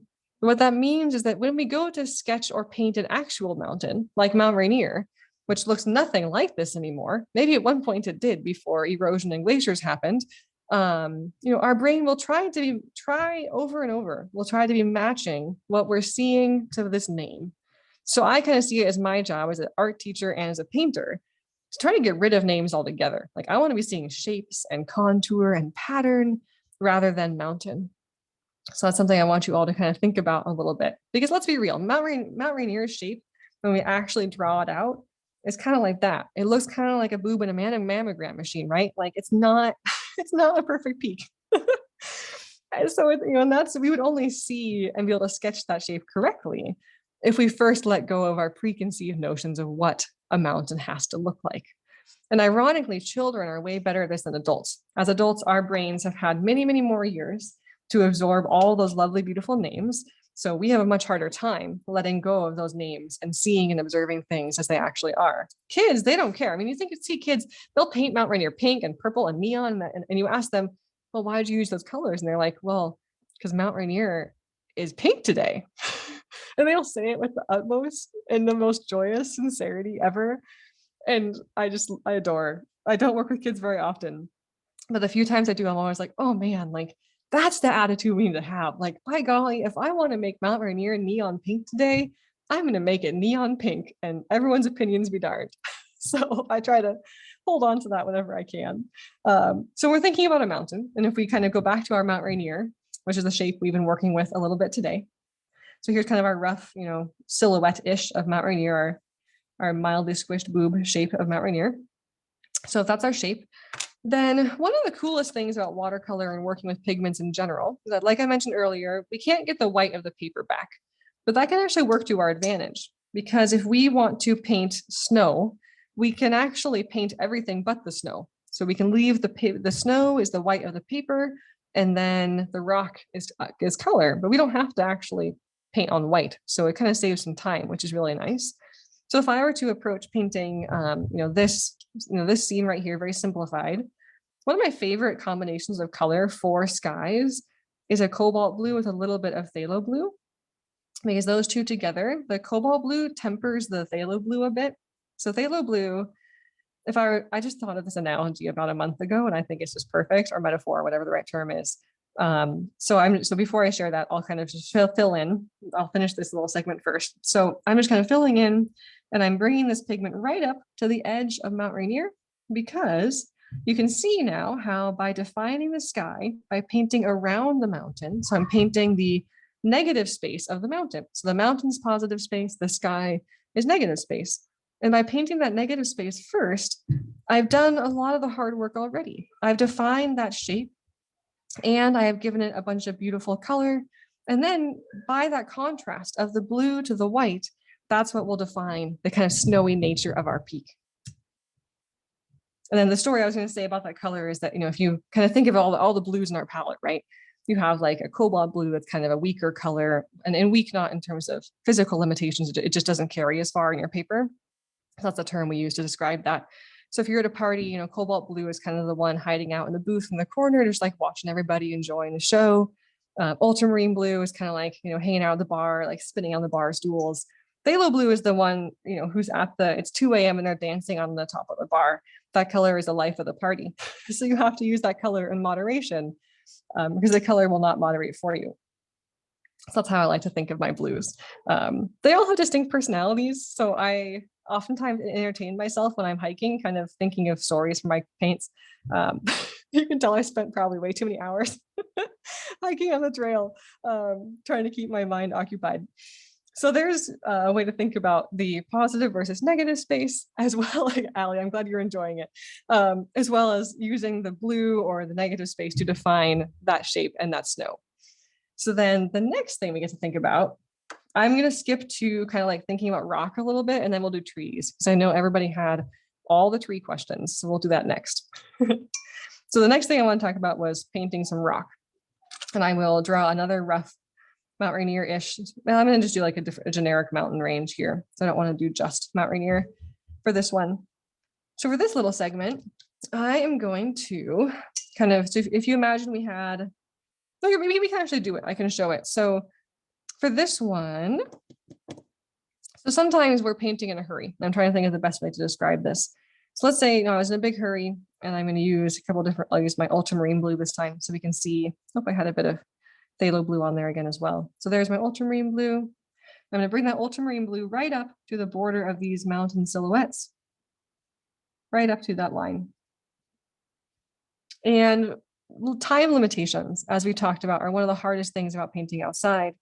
So one of the strategies I've kind of discovered over time was that if you leave a little white border between a wet area and a dry area, those two areas stay separate. And I can show that over here pretty easily. So if you have a line of wet paint here, and then a line of wet paint right up above it, those two paints will stay separate and not blend unless they touch. And you can see how, if I zoom in, where these two paints touch, like there and right there, we will get blending and intermingling of those pigments. But if I have a little tiny white line there, they won't blend and intermingle, which allows me to be working in two places next to each other where normally I would have to wait and let them dry. So in practicality, what that looks like is maybe I want to paint these mountains, and maybe I'm ready to paint the mountains before my sky is dry. So I'm going to come in here, let's say I want to use gray, even though it's boring, I'll use gray. I can come in here, and just like I mentioned, I'm going to kind of paint around the snow. And usually I might, if I was newer to this technique, I might have sketched out the rocks first. So you can see how I'm kind of, building the rock around that snow. And very quickly you can get the impression of a snow-capped mountain. And there's a couple things that help with this, and I'll just cover them very briefly, is that, most mountains are a rough kind of cylinder shape. So that's why these look realistic, even though I'm not using a reference image. That's because, I'll draw it over here on the side. So if you imagine most mountains are a cylinder. And in order to make or not a cylinder, they're a cone, sorry. So they're a cone. In order to make a cone look three-dimensional, you don't draw all of your lines straight up and down. That just looks like a flat shape. Looks like a window pane or something. Because if on these mountains, if I had drawn all of these lines straight up and down, it wouldn't feel like a nice three-dimensional mountain. Instead, I drew them in a radiating pattern from the summit toward the bottom. So the lines start closer together and get farther apart as they reach the bottom. That same exact pattern will hold And it will change, you know, and there'll be like sub peaks and whatnot on a mountain. But that same pattern holds for snowfields on mountains. They usually are narrower up top and then wider at the bottom because of perspective and just the shape of the mountain. Then if you have like a little sub peak on a ridge down here, that pattern just resets and you just start with new lines down there. And we'll be trying that on our Mount Rainier painting as well. But I wanted to break it down because I've heard from students this year that that was one of the most helpful ways of describing mountains and snowfields they had played with so far. So I hope that is helpful for all of you as well.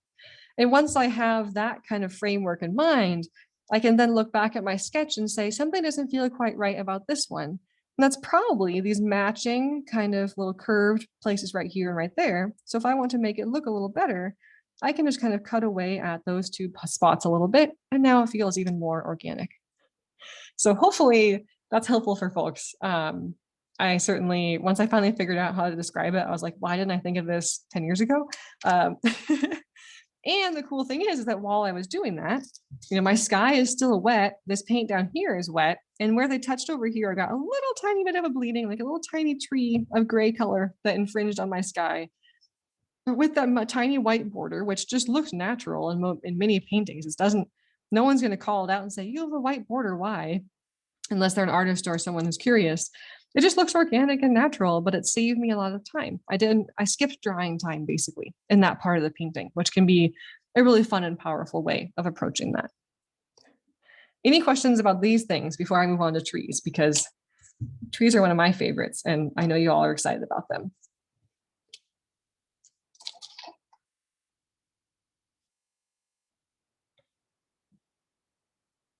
I'm also going to put these pieces of paper carefully away. So I have so many paintings happening on the table right now, some of which have not been scanned yet. So I'm going to carefully put the wet stuff away from the pretty paintings I want to keep nice. Allison had a great question. Do I ever fill that line in with just water? I wouldn't fill it in at all until both layers are dry. So if I wanted to fill it in after the fact, I certainly could. I could go back in and I could fill in a little white line with some blue or gray or whatever it was, and I could get rid of it.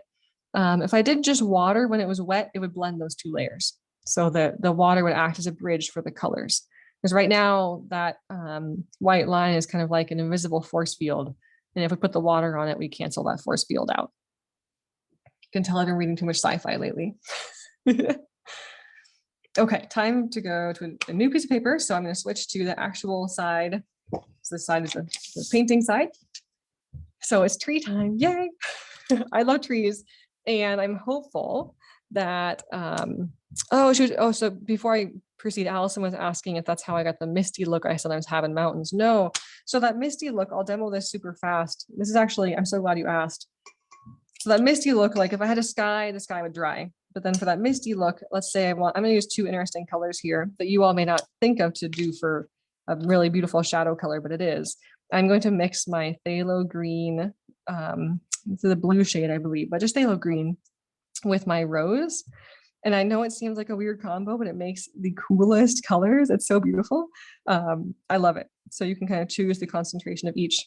I'm getting a nice dark puddle of paint intentionally. So this is a strategy for atmospheric hills, which is something I love to paint. And this is relevant to our trees as well. So I have that nice, dark, beautiful shadow color. And I'm just going to make a quick kind of silhouette of my hills here. Using quite a bit of paint here on those hills. And then once I have the silhouette I'm happy with, I'll just dip that brush, squeegee off most of the paint. It still has some paint and some water on it. That's perfect. Then I'll just take that brush and just kind of feather down that paint with as few brush strokes as possible. And I might even add a bit more water right along the bottom. And then voila, I have beautiful atmospheric hills.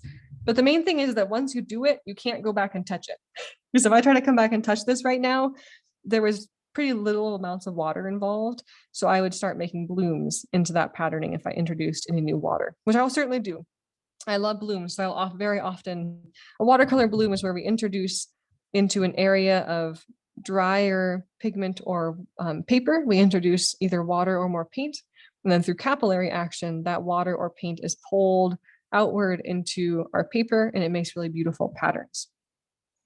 And you can see that in action here. If I zoom in, you can see how that paint is being kind of pulled and moved around the paper of its own volition, which I think is just mind-bogglingly cool. As a side note, this right here is one of the reasons that I love watercolor outside so much, because no other medium will respond like this to the environment. So if it's really dry and I have short drying times of my paper, I might get more patterns like this. But if I'm in a really humid place, like a forest up in Washington, then I may not get any patterning like that at all. I'll get patterns that are kind of like this, but stretched across an entire piece of paper, because maybe one corner got more wet than the other somehow. So really, there's no other medium that I know of that directly and very, very clearly can reflect what's happening. And you can even get raindrops sometime. I can kind of approximate a raindrop by sprinkling some water on there. And you can see how raindrops would impact a wet painting. They make little white starbursts, which is just the coolest thing. And I get so happy. It's really difficult to control, and it's so unpredictable, and you never know how it's going to turn out when you get little raindrops on it. But someday I wish I'll have to, it'd be really fun to try to teach a whole class on rain, on incorporating rain, but the scheduling will be hard for that. I guess in the winter in Seattle, I'd have a decent chance. But you can approximate it with spritzing your brush like that, or by a spray bottle. So any questions about that little guy?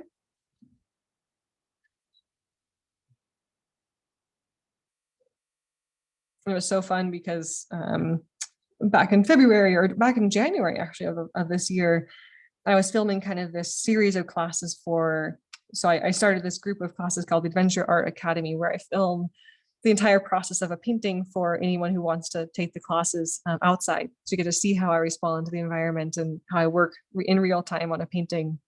And when I was filming the Start Here guide that goes into a lot of these things that you're seeing here, it started to rain, and I was so happy. It was like cold and like 35 degrees. I was sitting out there like so thrilled. And my hands got super cold, and it was just so fun because I had hoped that I could, I tried to go out on the best weather day of the month, but I still got rain, and it was just, I had so much fun. So trees, before I get totally distracted, because I love thinking about the atmospheric impacts of the environment on our paintings. So for our trees, there's a couple different things to think about. First of all, I'm going to start with kind of, a fun mix of like some green and the pink again. I'm just enjoying that mixture. And isn't it crazy that gray was a mixture of a pink and a green? Like, who would have thought? But that's a very powerful combination of colors. So oftentimes the trees, again, just like a mountain, when we're young, we're taught that here's a fir tree. And if you were in a family that celebrated Christmas, there's a little star on top. And then here was a deciduous tree. It had this little poofy ball on top, and it had a trunk. It had a little side branch with a little poofy ball on it. And then maybe if you're lucky, there were some birds in the sky. The birds look like that. Yeah, I think we're all hopefully nodding our heads at that. A familiar scene. And that's the exact same principle of stop naming and start seeing, because trees don't look like that unless they've been sculpted that way by people, or in the very rare cases where a tree has perfect growing conditions, which almost never happens. So instead, trees have a lot of variation and a ton of natural, they're natural objects. So they have been shaped by their environment, by hardship and ease. So they are going to have a lot of things happening. So the way I'll start out with kind of a tree that's close in. So how do I approach, imagining a tree that we can see a bit more detail on it? I'll start with a trunk of some kind. And for the little trees in that Mount Rainier scene, those are very stunted. They have very, very narrow width of their branches. They're very shaped by their limited resources in the ground. It's not very good soil. And also the fact that they're under snow for a lot of the year.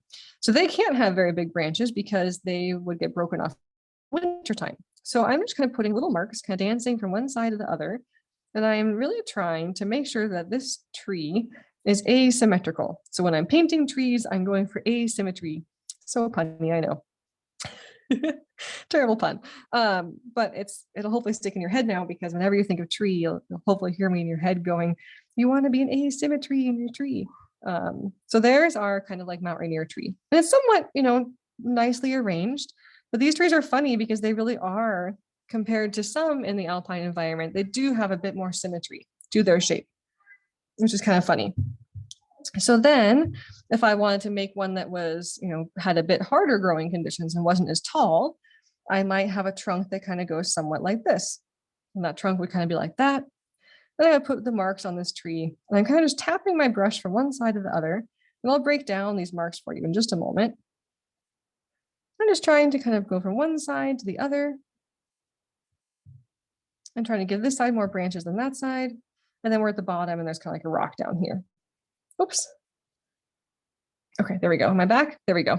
I think my phone is telling me it's in low power mode, so I may have to switch back and plug it in shortly. So you can see how this tree feels like it has wind coming from this direction, and we can kind of feel it leaning over and being impacted by the environment. And I can show you that if I were to kind of expand that shape, so kind of those brush strokes I made, there's my trunk. If I were to kind of blow out those marks, they look something kind of like this. Some over there, some kind of scattery marks over there, and kind of a scooshy mark there. So all my marks are kind of, variations on the same shape. I'm just changing the angle and then kind of how close together or how far away I'm putting them. So that's kind of what those marks would look like if I just kind of took all of them and expanded them out. Like the gravity just disappeared on all those branches. So I've been told that that's a helpful way to think about it and a helpful way to see those different shapes. So any questions about trees that are kind of closer in? And I don't want to go too much into it because I don't want to take up too much time with it, but I did want to give you all a chance to see it.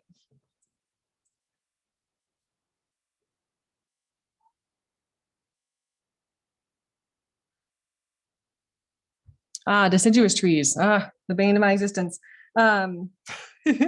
So for deciduous trees, there's a couple different tactics you can take. One of them is you can paint around that shape, first of all, to define like glowing leaves. I do have an example of that. So this here is an example of painting around. So I painted the rough kind of shape of the yellows and the greens, let that dry, and then I came back in with the dark and chiseled out those big shapes around them. So I was, again, just kind of like the mountain, right? Painting the negative space to give definition to the positive space of the trees. There's also a little trick that I've learned, and it works for some deciduous trees, but not all. And that is to, let's say I want kind of a nice green. I'll take my paintbrush and I will squish it kind of right at the head of the paintbrush, right below the metal ferrule. And I'll squish it and splay it until I get kind of a nice, ideally somewhat even splay of those bristles. And then with those bristles like this, I can kind of come in here and get really, really nice kind of marks and shapes with a round brush that you wouldn't expect from a round brush. And you can get really fun stuff if you end up switching, if you change your color midway through and you start layering in some other colors. This is something I found on the Oregon coast, and I have been told it's a lot of fun. So you can imagine how you could kind of build a whole deciduous tree out of those little shapes and patterns. And you can buy specialized brushes that look like this, but why bother when you can just pinch our round brush and turn it into a nice blade brush? The nice thing about this too is that it's not damaging the brush. Sometimes you'll see little kids going like this where they're squishing the whole bristles really down flat and they're ruining the brush. We're not hurting it because we're just pinching and keeping them all in alignment and then just changing the angle of how we're working on that paper.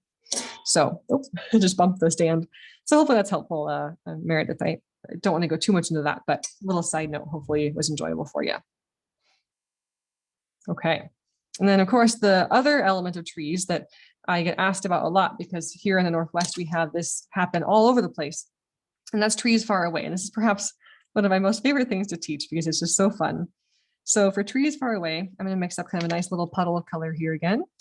Just choosing some kind of random pinks and purples and whatnot. And I'm going to draw an imaginary ridge line here. So here's my ridge line. Yeah, so Meredith, for aspens, yes, the negative painting technique for you will be critical of like kind of putting the color down, letting it dry, and then painting that blue or whatever color was behind them, because that will really give that glow. And I can try to find, I have an example here somewhere of that. I actually need to go grab it for you. Before I do that, so here's our imaginary ridgeline. And when we're painting trees that are far away, we have an advantage here in our paintbrush. So our round paintbrushes, if we change the amount of pressure we use, we can go from a finer line to a thicker line. So we can get a more fine tip and then a wider bottom. So go ahead and try that on your page. Go from thicker to thinner. And it takes some practice to kind of get this under control, because oftentimes we want to make the same shape line over and over again. It just takes time to figure out, how do we go from a thinner line to a thicker line? So how much do I have to change the pressure of that paintbrush? So go ahead and try that. But the funny thing here is that, if I were to paint all of my trees like this, with the same width and the same height, I call these jailhouse trees. We're counting off the minutes until we're done painting trees. We don't want that. So instead, there's a couple little things we can do to help. The first thing that we can do is we can vary the height of our trees. So I can vary the height of these trees and how they're kind of moving across that ridge line. The second thing we can do that we practice there is to vary the width of those trees. So we have some that are thinner and some that are wider as they go across the paper. Because if we were to do the same exact pattern across a ridgeline and had everything a little bit more overlapped, then the shapes of these trees can look really, really organic and natural, especially if I focus on changing the width a little bit more than I was. And once I have those trees all the way across, I can grab a bit more water and a bit more paint, and I can just blend that right on down. And then there we go. There is a ridge line with some trees. And something that students find very often is that they might get a really hard line of paint right in here because they were a bit slower painting those trees. When you come back to blend this in down here, this is already dry.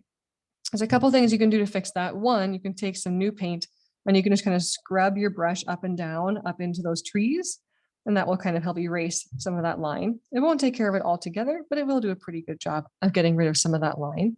The other thing you can do is, before you start painting your trees, if this is the ridge line, you can just get that ridge line a bit wet, and it can be clean water if you want, but I had dirty water.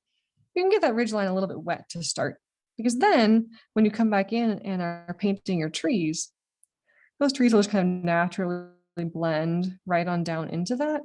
So you have a longer drying time down below, and that gives you more flexibility to be able to blend in down below them.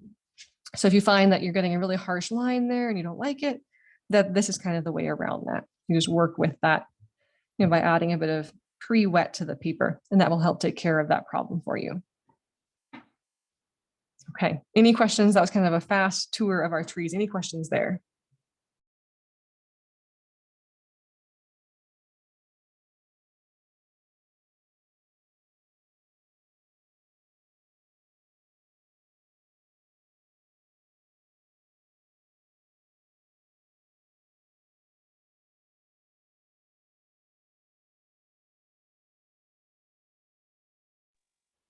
Okay, while you all are thinking of your questions, I'm going to show one example of some backlit cottonwoods, and then we'll move on to our little 10 or 15-minute demo.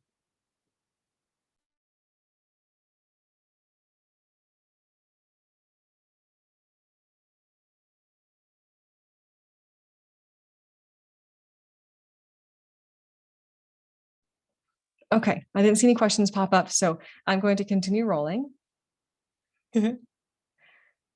Oh, and don't worry about any bad grammar in the comments. I'm pretty sure that I don't always speak the most clearly if I get too excited or just speaking for 2 hours. I am sure I have had some terrible grammar as well. So please never worry about that. Your point comes across no matter what. So I'm going to put this piece of paper aside, and I'm going to switch to a piece of actual watercolor paper. But as promised, before I do, here is a photo or a painting of some backlit cottonwoods. And hopefully it gives you kind of an idea of, so here there was a lot that was happening and I struggled with this painting a lot, but I still did it, and it mostly works. The first thing I painted was actually the cottonwoods. So that yellow was put down first in kind of the rough shapes of where the trees were. I sketched them and then put the yellow down. And then after that, I came back into the sky and the mountains back here, or the formations, and used that to kind of go into and chisel out those tree shapes. And the same thing moving down the painting. So hopefully that's a bit of a helpful thing. This one's fun, so I actually filmed the whole process for my Adventure Art Academy classes, and I got so lost in these rocks. I just painted them about 4 times, kept not being happy with them, and they're still not perfect, but they at least work well enough. And I'm actually excited and also very nervous, honestly, to share this class with students, whoever's there, because it's kind of vulnerable to share a painting that you really struggle in. But I'm hopeful and optimistic that those struggles will be useful and informative for folks to see how to kind of paint yourself out of a painted corner. So I got myself in some very major painting dead ends during that painting, that's for sure. Okay, demo time. So let me grab my piece of paper over here. This will be really fun because hopefully you'll get to see kind of how fast these things can kind of come together with, with practice, but also just kind of being a bit fearless with our materials and stuff. So I want a roughly 5x7 box on my paper. I don't need to be exact, but I just want it roughly. So I'm going to kind of take this and trace this not square piece of paper at all. So here's this little guy. Okay, so there's a roughly 5x7 inch box on my paper. I'm going to bring back up my reference image on the other computer. There it is. I'm using the Mount Rainier reference image, the one with the peak and the green meadow down below, and then the blue sky up above. And I'm just going to kind of walk you all through this process pretty much in real time to how I might approach a pretty fast sketch. So I'm going to not hold back too much from the pace. And if you have questions, just drop them in that chat box. I'm keeping an eye on it. So I'll kind of stop just for kind of the questions or between a couple of the layers. And then of course, we'll have the remainder of our time together as well for those questions too. So the first thing that I will do, I'm switching to my pencil. I'll use that pencil just to kind of block in the biggest shape, which is going to be that defining line between the meadow and the mountain. So that will kind of be, and I'm also I'm changing the composition, right? I'm putting this line about a third of the way up this page. And that's very intentional because any photographers out there may be familiar with something called the rule of thirds, which is the idea that, where'd my photo go? Here we go. That's not what I wanted. There we go. So little side note, rule of thirds is that if you have the plane of your photograph or painting, when you divide it into thirds in both the horizontal and the vertical dimensions, if we center our focal points on the intersections of those lines, it will in general create a more pleasing composition than not. And this is actually, I believe, someone can correct me, but I believe it's derived from the nautilus shell. So that's kind of like one of the reasons that composition, and you see that repeated in a nautilus shell. And someone can correct me if I'm wrong there, but I think that's where it came from. So that rule of thirds is super helpful because if we were to we can certainly center our composition and put our most interesting focal point right in the middle, but I often find that then our eye just gets stuck there. In this composition, our eye is encouraged to rove around that scene more. So that's why I like to kind of roughly follow that, not perfectly, but for key elements, you'll notice that I am adhering to that compositional structure. All right, so that's why this defining line between meadow and mountain is roughly a third of the way up. And then of course we have our trees over here, and I'm not going to draw very many of these in. I'm just going to have some kind of lines hinting at trees. The same thing over here. And there's some rocks, and I'm going to be like, okay, there's a rock and there's a rock, and I'll paint the rocks maybe, or I might ignore them. I really don't feel like painting many of them. Yeah, Elijah said that's a Fibonacci sequence in painting. That's right for that pattern there. And then for the mountain itself, and it might take a few cuts at it, but so I'm basically zooming in a little bit on the composition. So I'm not painting it exactly as I see it in the photo, because I want to try to give it the best chance of, the story I want to tell is focused on the mountain, right? So I'm never afraid to change exactly how things are arranged in the interest of that visual story that I find the most compelling and interesting in that scene. And sometimes it's subtle, like just zooming in. Other times the changes I make can be more drastic. Maybe I'm really changing the arrangement of elements if I want to focus on a piece of ice and the story that ice is telling me. I'm going to very gently and kind of quickly put in just a few of the kind of rocky shapes. Well, that was a big gust of wind out there. I'm so happy that the power hasn't gone out, which is amazing. So I was so nervous about that we'd be cut off mid-class. So at this point, if the power went out, I'd be okay with that. But we have a little bit of time left. So there's kind of my very simple sketch. And if I want to, I can come back in with my pen and I can kind of add some extra definition to this sketch with that pen. And my silhouette of Rainier is not exactly right. Who cares? No one, maybe once in a blue moon, a climber will come up to me and be like, was there a reason you put that peak of, blah, blah, blah, like 50 feet to the left? And I'm like, or a mile or whatever. I'm like, oh, no, I just thought it would look better. So, no one's going to do that to you. Like there was a couple lovely old climbing dudes in Washington, and they had a lot of fun trying to name all the peaks in my paintings, and they actually could name quite a few, but the questions like that were actually hilarious, and I've only been asked once in my life. So given that frequency of people asking why did I move things, I just don't worry about it. I'm like, well, if I want this to be 2,000 yards to the right, I'm going to move it. Or more often than not, instead of moving things, I just ignore them altogether. It's the idea of simplification again, right? You know, how can we be able to convey an immensely complex landscape in a short amount of time? Usually we have to ignore a lot of stuff.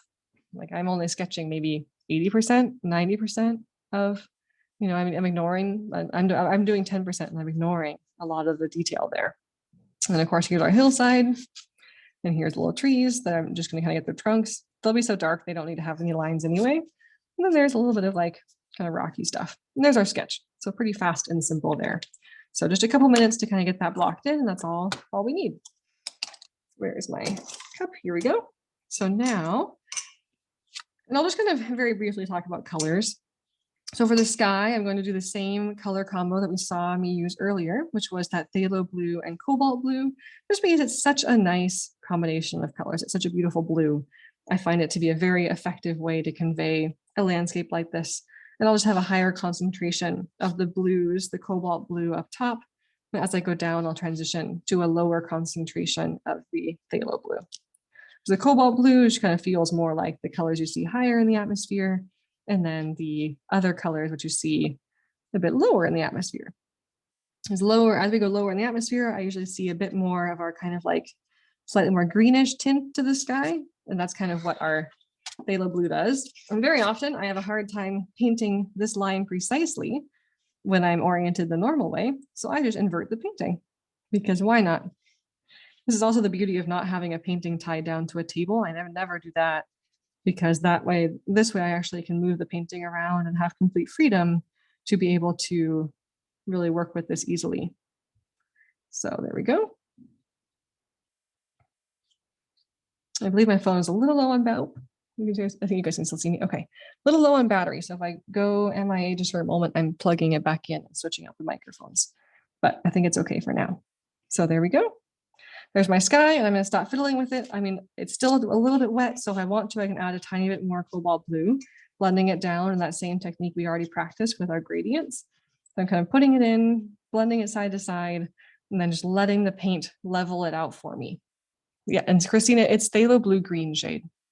Yeah, I used a ton of phthalo blue red shade when I was in the desert, but it doesn't work quite as well sometimes, because phthalo blue red shade dries a lot more dull, I've found. So I've been using it more in Washington, but I have to be mindful of of using it because it does dry more dull than I expect. These two stay a bit more vibrant. So now, because I know I want to keep moving pretty quickly, the next thing that has to happen, because I can't paint the trees until the meadow is dry, is I need to paint the meadow. So I'm going to use a combination of New Gamboge, and that's a nice, beautiful, vibrant yellow. This is the Daniel Smith New Gamboge. Total side note, but I've heard that this is, when students see this color, and if they have the Winsor & Newton or a different brand, they're surprised it's that color. So this one's a bit more saturated than what you get from other brands. So I'm going to start with some New Gamboge. I'm just going to drop this in pretty aggressively and heavily. And you can see how this paper is more textured already, right? I'm getting some nice skipping. So my brush is kind of leaving some cool little, like, you know, white marks behind. Oop. And I'm going to plug this in. So hang on just a second, everybody. I think I can just pull the microphone off and then switch back to the normal audio. There we go. A little battery bank hanging out over here.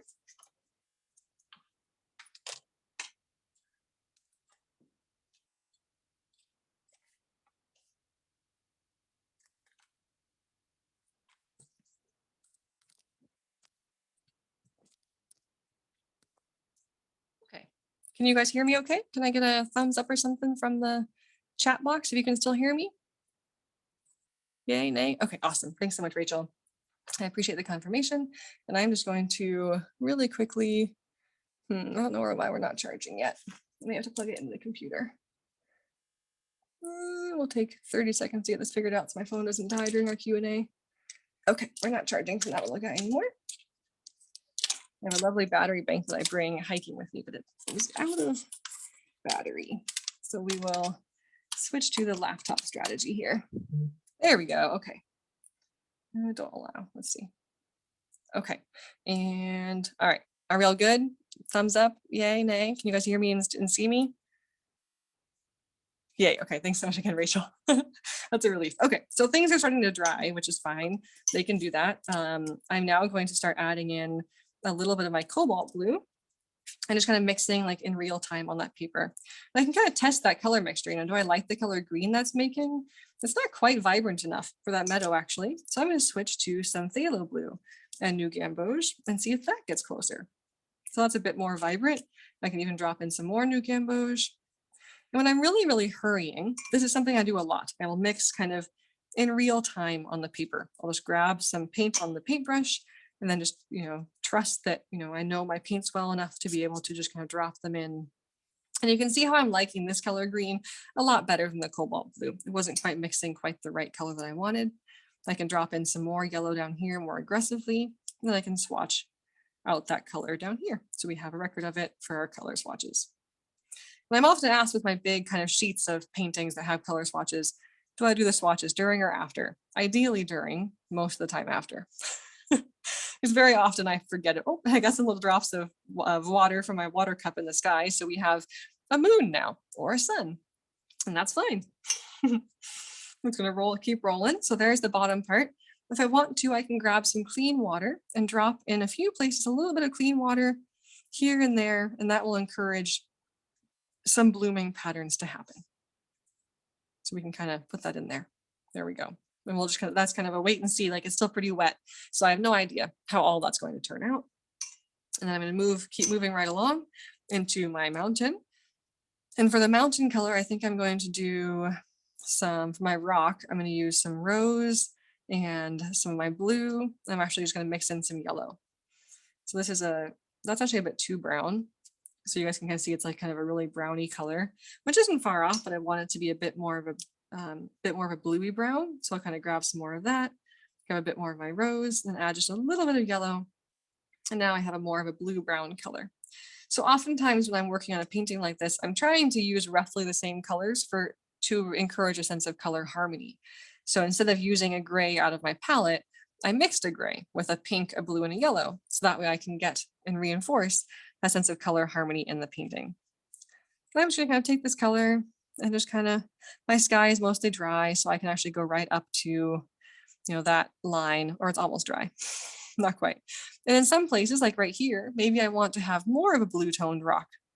So I'll kind of just get, you know, more blue on my paintbrush. And maybe down here at the bottom, I want it to be kind of a more magenta tone. That's a little too much. A little more brown, so I'll add a bit more yellow to that. I can just kind of work my way down, and you can see how big of a variety of kind of browns and grays you can get. And that variety will look really nice. You know, I think it kind of gives it a really beautiful sense of, you know, depth and things to have a variety of colors. So I'll often kind of adhere to this gradient, and you can see how my sky wasn't quite dry. So I'm getting some little kind of patterns up into it where I accidentally touched it. Doesn't matter. You know, we're here to have fun and play and experiment and try things. And if all that leads us to an imperfect painting, then all the better. And I'm just kind of mixing on my page over here to get the colors down. So here's some nice brown. And I'm just looking back and forth between paper and painting to kind of, or paper, photograph and painting to kind of figure out where these lines should roughly go. And then same thing, just kind of maybe want a bit more magenta over here. Maybe I want more blue over here, so I can add some more blue and I can kind of put that color down. I want this to be more, and I'm being pretty aggressive about my colors. You know, if I was really trying to be picky about them, I would do less kind of mixing on the painting and more mixing on the palette. But it does give you some really interesting results when we mix on the paper. We get really kind of cool patterning and opportunities for unexpected things to happen in a way that doesn't happen if we pre-mediate all those mixtures exactly. And right now, like this painting, you know, we have almost all the rocks blocked in, but it's still feeling a little funny at the bottom because we have all this pure white snow.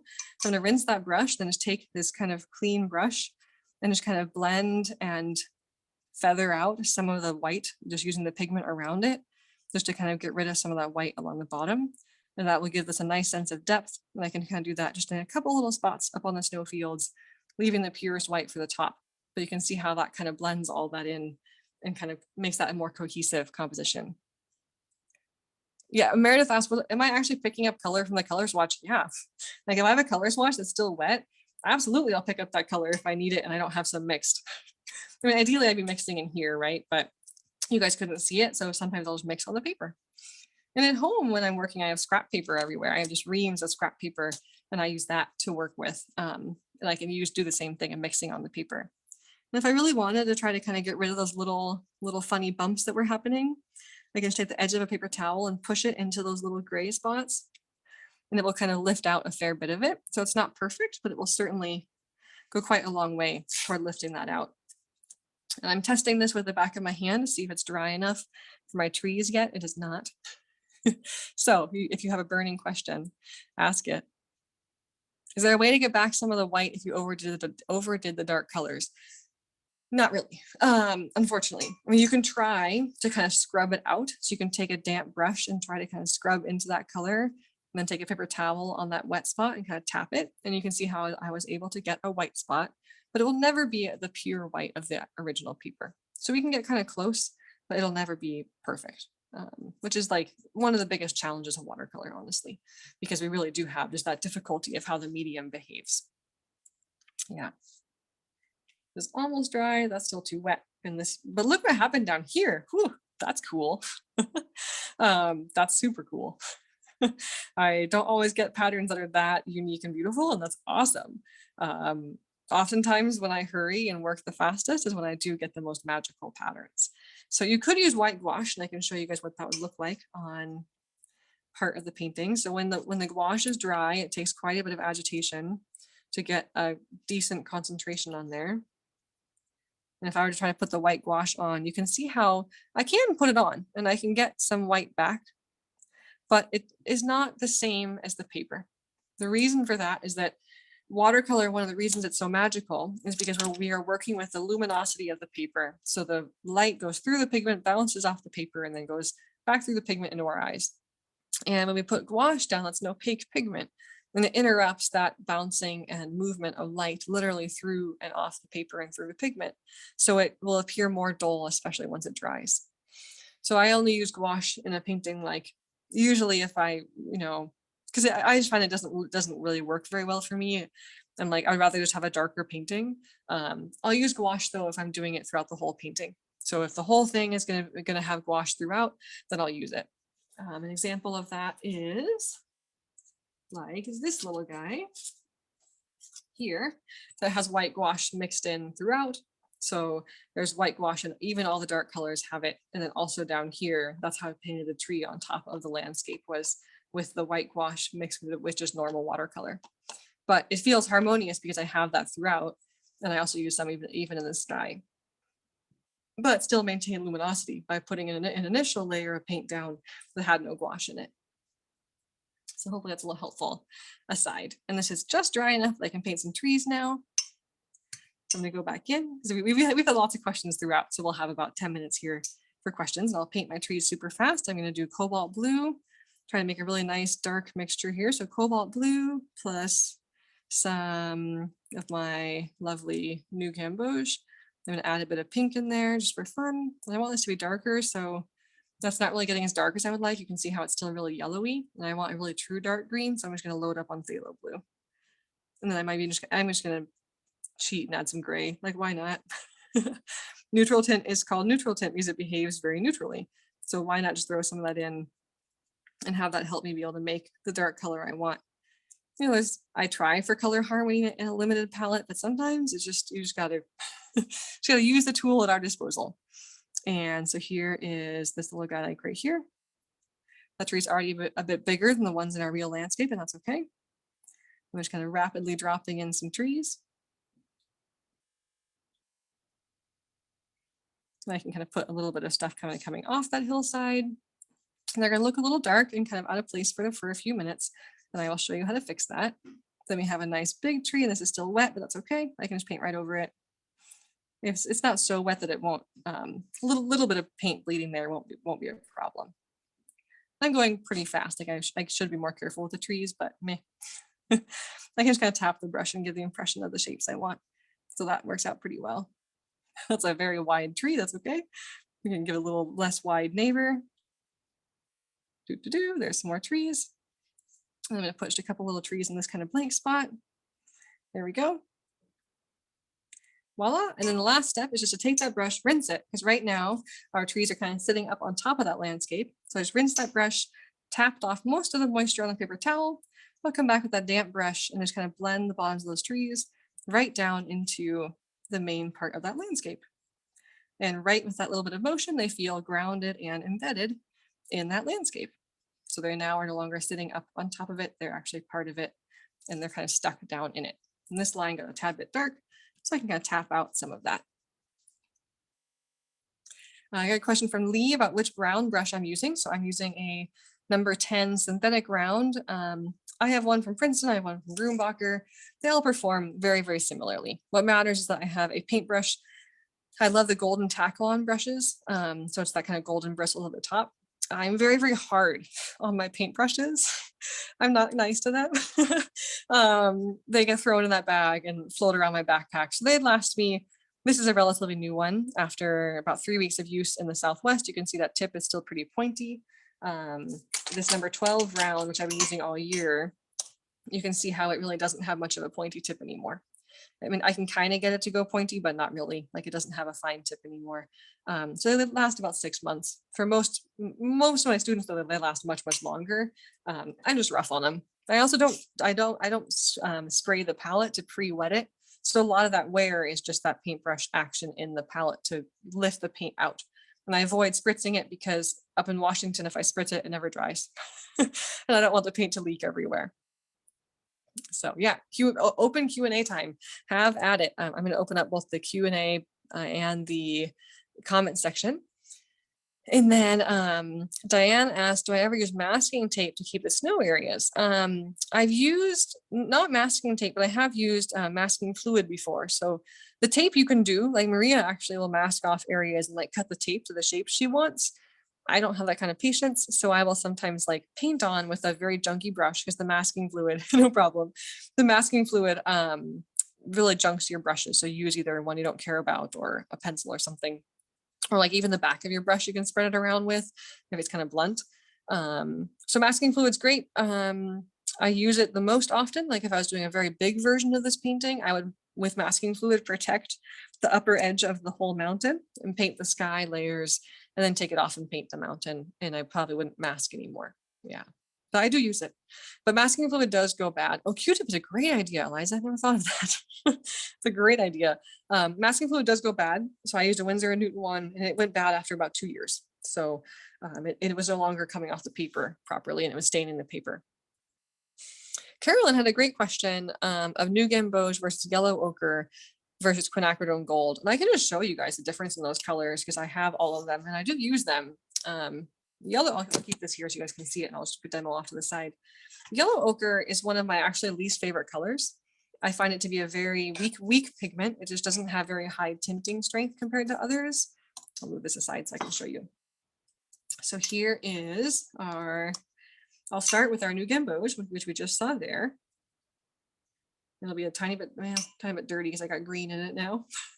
So here's our new gamboge. That's almost a pure color. Here's our new gamboge, and then next to it, I'm going to have my yellow ochre. And you'll see right away how different the yellow ochre looks. First of all, I had to like really twist that brush in the yellow ochre to get a lot of paint out. I didn't have to do that with the new gamboge. There's our yellow ochre. The yellow ochre is also quite, it's a bit more opaque of a pigment, so it doesn't, I find it to be very unforgiving to mix, honestly. And then my quinacridone gold is one of my absolute favorite yellows. I actually had this gold before I had the new gamboge, and I love it. It's one of my absolute favorite colors. So there is our quinacridone gold. And the new gamboge isn't looking, why are we not charging again? There we go. Okay, let's see here. We should be charging still. My phone is just not being happy today. We should be in action here. And double check to make sure that we're charging. I don't know, oh well. We have just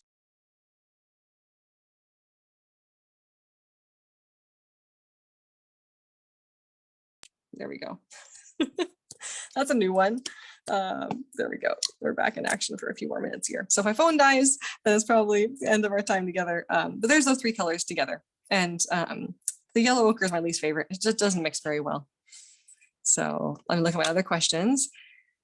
Alpenglow effect, Allie, it's a great question and is outside the scope of this class, but I actually did do a whole class on Alpenglow for my Adventure Art Academy students. And if I can find it, so that class is still available.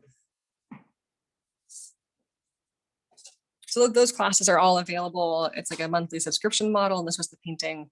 So students have access to the current month as well as all the classes going back to February. So here's the painting. That's the one we made together on site at Mount Baker. I woke up at 4:45 a.m. to make that painting very early, and it was worth it. The yellow ochre I'm using is, hi Christina, is Daniel Smith, and I've heard is better from other brands. But honestly though, my students who have yellow ochre from other brands, they still tell me it does not mix very well. New Gamboge and the gold are much more forgiving for mixtures. They're less opaque, and they also don't settle out quite as much. Carolyn, I don't know if it would work to mix yellow ochre and the quinacridone gold for New Gamboge. I don't think so, because New Gamboge is just like such a high vibrancy of color. So honestly, you know, the gold and the Gamboge are close enough that you can totally just use one or the other and that you get very similar results, especially if you added, well, you wouldn't want to add pink, but you could also add a tiny bit of Hansa yellow to your gold, and that might approximate the New Gamboge color. So Dan, I'll include in my follow-up email a link to those additional classes if you all want to continue learning with me. So it'll be a bit of a different format from today. We'll have a lot more time together to go into the whole painting process. It won't be as rapid fire as this. Each lesson's about an hour and a half to 2 hours long. If I missed a question, please drop it back in. The chat's kind of moving down quickly. How do I decide what to outline? For field paintings, I love using the pen because it's so quick. So it really allows me to just kind of drop in some defining lines really, really speedily. And I just use my number 5 pen and I try to just do one pass. Because if I want to, I can always come back and I can always go in after the fact and make my lines more bold, but I certainly can't make them less bold. So that's why I almost never go too heavy on the ink to start. I'll go back in after the fact if I really want to. So that's usually how I approach that. Yeah, Carolyn, I'd love to hear from you. Send a note on Instagram if that mix of adding Hansa yellow medium or light works with your gold to get an approximation of the New Gamboge. Okay, a question about how do I slightly improve or soften the white spot in the blue of the sky? Oh man, I would just leave it, honestly. It's gonna be, at this point, like if I hadn't painted the trees, I could have gone back in and tried to scrub out almost all the sky with a clean paintbrush. I have to do it somewhat gently, but the cotton paper can take a lot more abuse than most. So I would try to scrub that out as much as I could. But because I have those trees there, I wouldn't be able to scrub out around those. And then all that would happen is I would get this kind of a weird, funky blue border around the trees. So I just leave it. I mean, from a distance, it's going to look intentional. There's just like 2 of them. So someone's going to look at it and think, oh, that's super cool. You put a sun in there or a moon. So I just leave it. But if I were to fix it, I would have had to have anticipated that before the trees, because then I would have had a chance of being able to go right up to my mountain. And normally I do a better job of keeping my water cup off to the side, so those little splatters end up over here and not on the painting.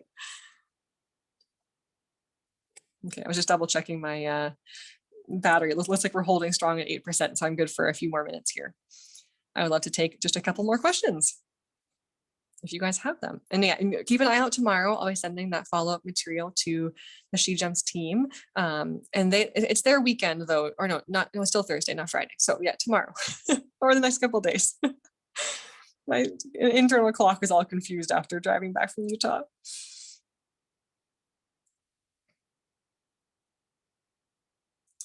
Ooh, Christina had an interesting note about nickel azo yellow. I haven't tried that one in watercolor. Is that a pure pigment, Christina, or is it a mix? So I have that in acrylic and it works beautifully in acrylic. It's actually very similar in acrylic to how my quinacridone gold behaves, but I've never tried it in watercolor and I'm kind of curious. I think I shied away because it did seem redundant with my other yellows now.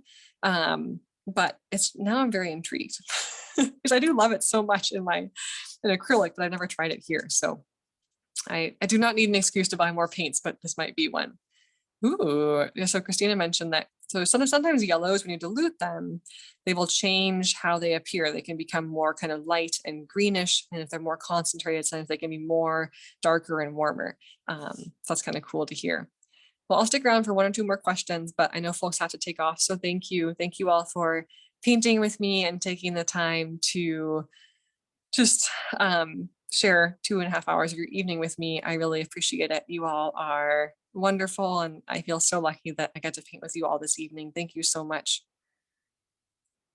Yeah, and you all will have the follow-up information from me soon. So, and from SheJumps as well. They're an amazing organization. Be sure to check out all the awesome programming they have. And they have other classes on a bunch of different topics. So they are so cool. Thanks, Archie, for painting with us.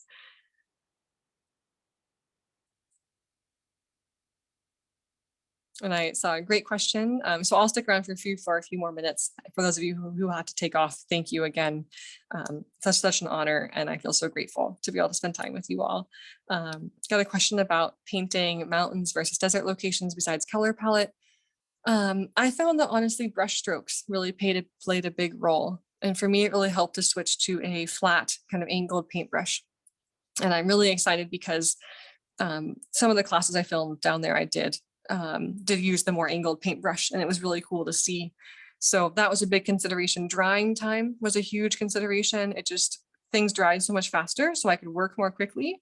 But also, like, my favorite techniques here, getting the soft, diffuse, crazy patterns, wasn't necessarily as possible in the desert. I put down the color and it'd be dry before I could come back with the next one. So I had much less opportunity to work in the same way, which was one reason why it was so challenging.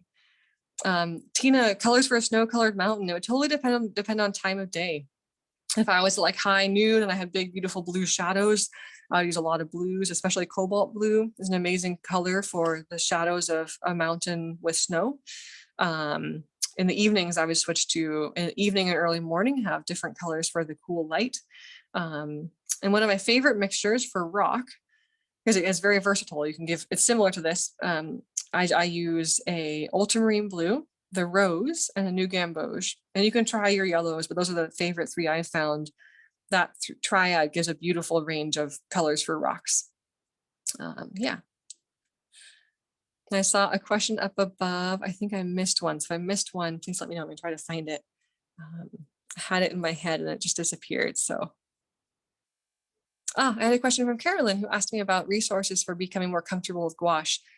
Carolyn, shoot me a message on Instagram. There was a book I found that was really helpful for me. It wasn't just on gouache, however.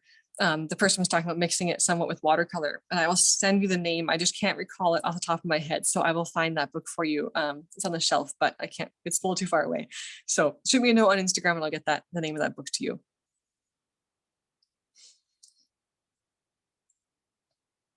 Yeah, so thank you all again. I'm going to scroll down and see if I missed anything else, but otherwise, Milagro I'll take this as a final question. Do I change my color palette depending on type of environment I'm painting? This key group of colors stays the same. I just found that, like, there's unexpected mixtures I end up loving. Like, I love putting this weird green and mixing it with the blue and adding some of the red. Like, that was such a fun thing to try. And that was in a Northwest landscape. I've been mixing a lot of purples this year. With the addition of that red I mentioned in the beginning, I had a ton of fun using purple and stuff. And it fit. It works so well, even for Northwest landscapes. So my key colors don't change, but most of my paintings, I try to have 3 to 5 colors maximum. And so I use a limited palette by nature or just by preference. And then that limited palette kind of will change based on where I am. So for example, in desert, I use a ton of this quinacridone burnt orange color, which I rarely ever use up here. It's just kind of it mixes really green if it gets mixed with blue. So it goes green super fast. And it was just like a really big challenge to get it to cooperate with landscapes up here. I had an easier time mixing my own kind of oranges, but down there it was like the best shortcut color, and it also tinted things beautifully. So I love that color and used it so much and refilled that one more than any of the other ones. So yeah, anyway, and if I were to like really have to worry about backpacking weight, I would change out this little guy. But honestly, it's like I backpack with the big one. Let's be real. Like, I want all the colors. I like having access to them, and it doesn't change my weight that much. to change out, to take fewer colors. So I like to have all of them.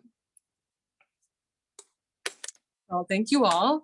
That was a ton of fun, and keep an eye out for an email from SheJumps and I. Oh, and Diane has a great question. I do buy the tubes to refill my palette. So that saves a lot of money in the long run if you're willing to invest in the artist grade watercolors. Start small with just a few favorite colors and then expand from there over time if you want them. I always tell students kind of start with the core group of colors, and if you're going to buy just one, buy neutral tint to practice value studies, and then expand from there.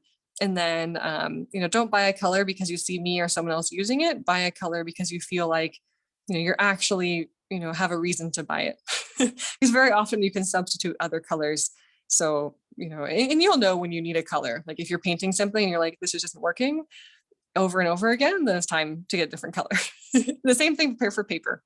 So hopefully, thank you all for being here. I hope you all enjoy this and get to take some of the stuff outside with you. So thank you, SheJumps. I think we are good to go.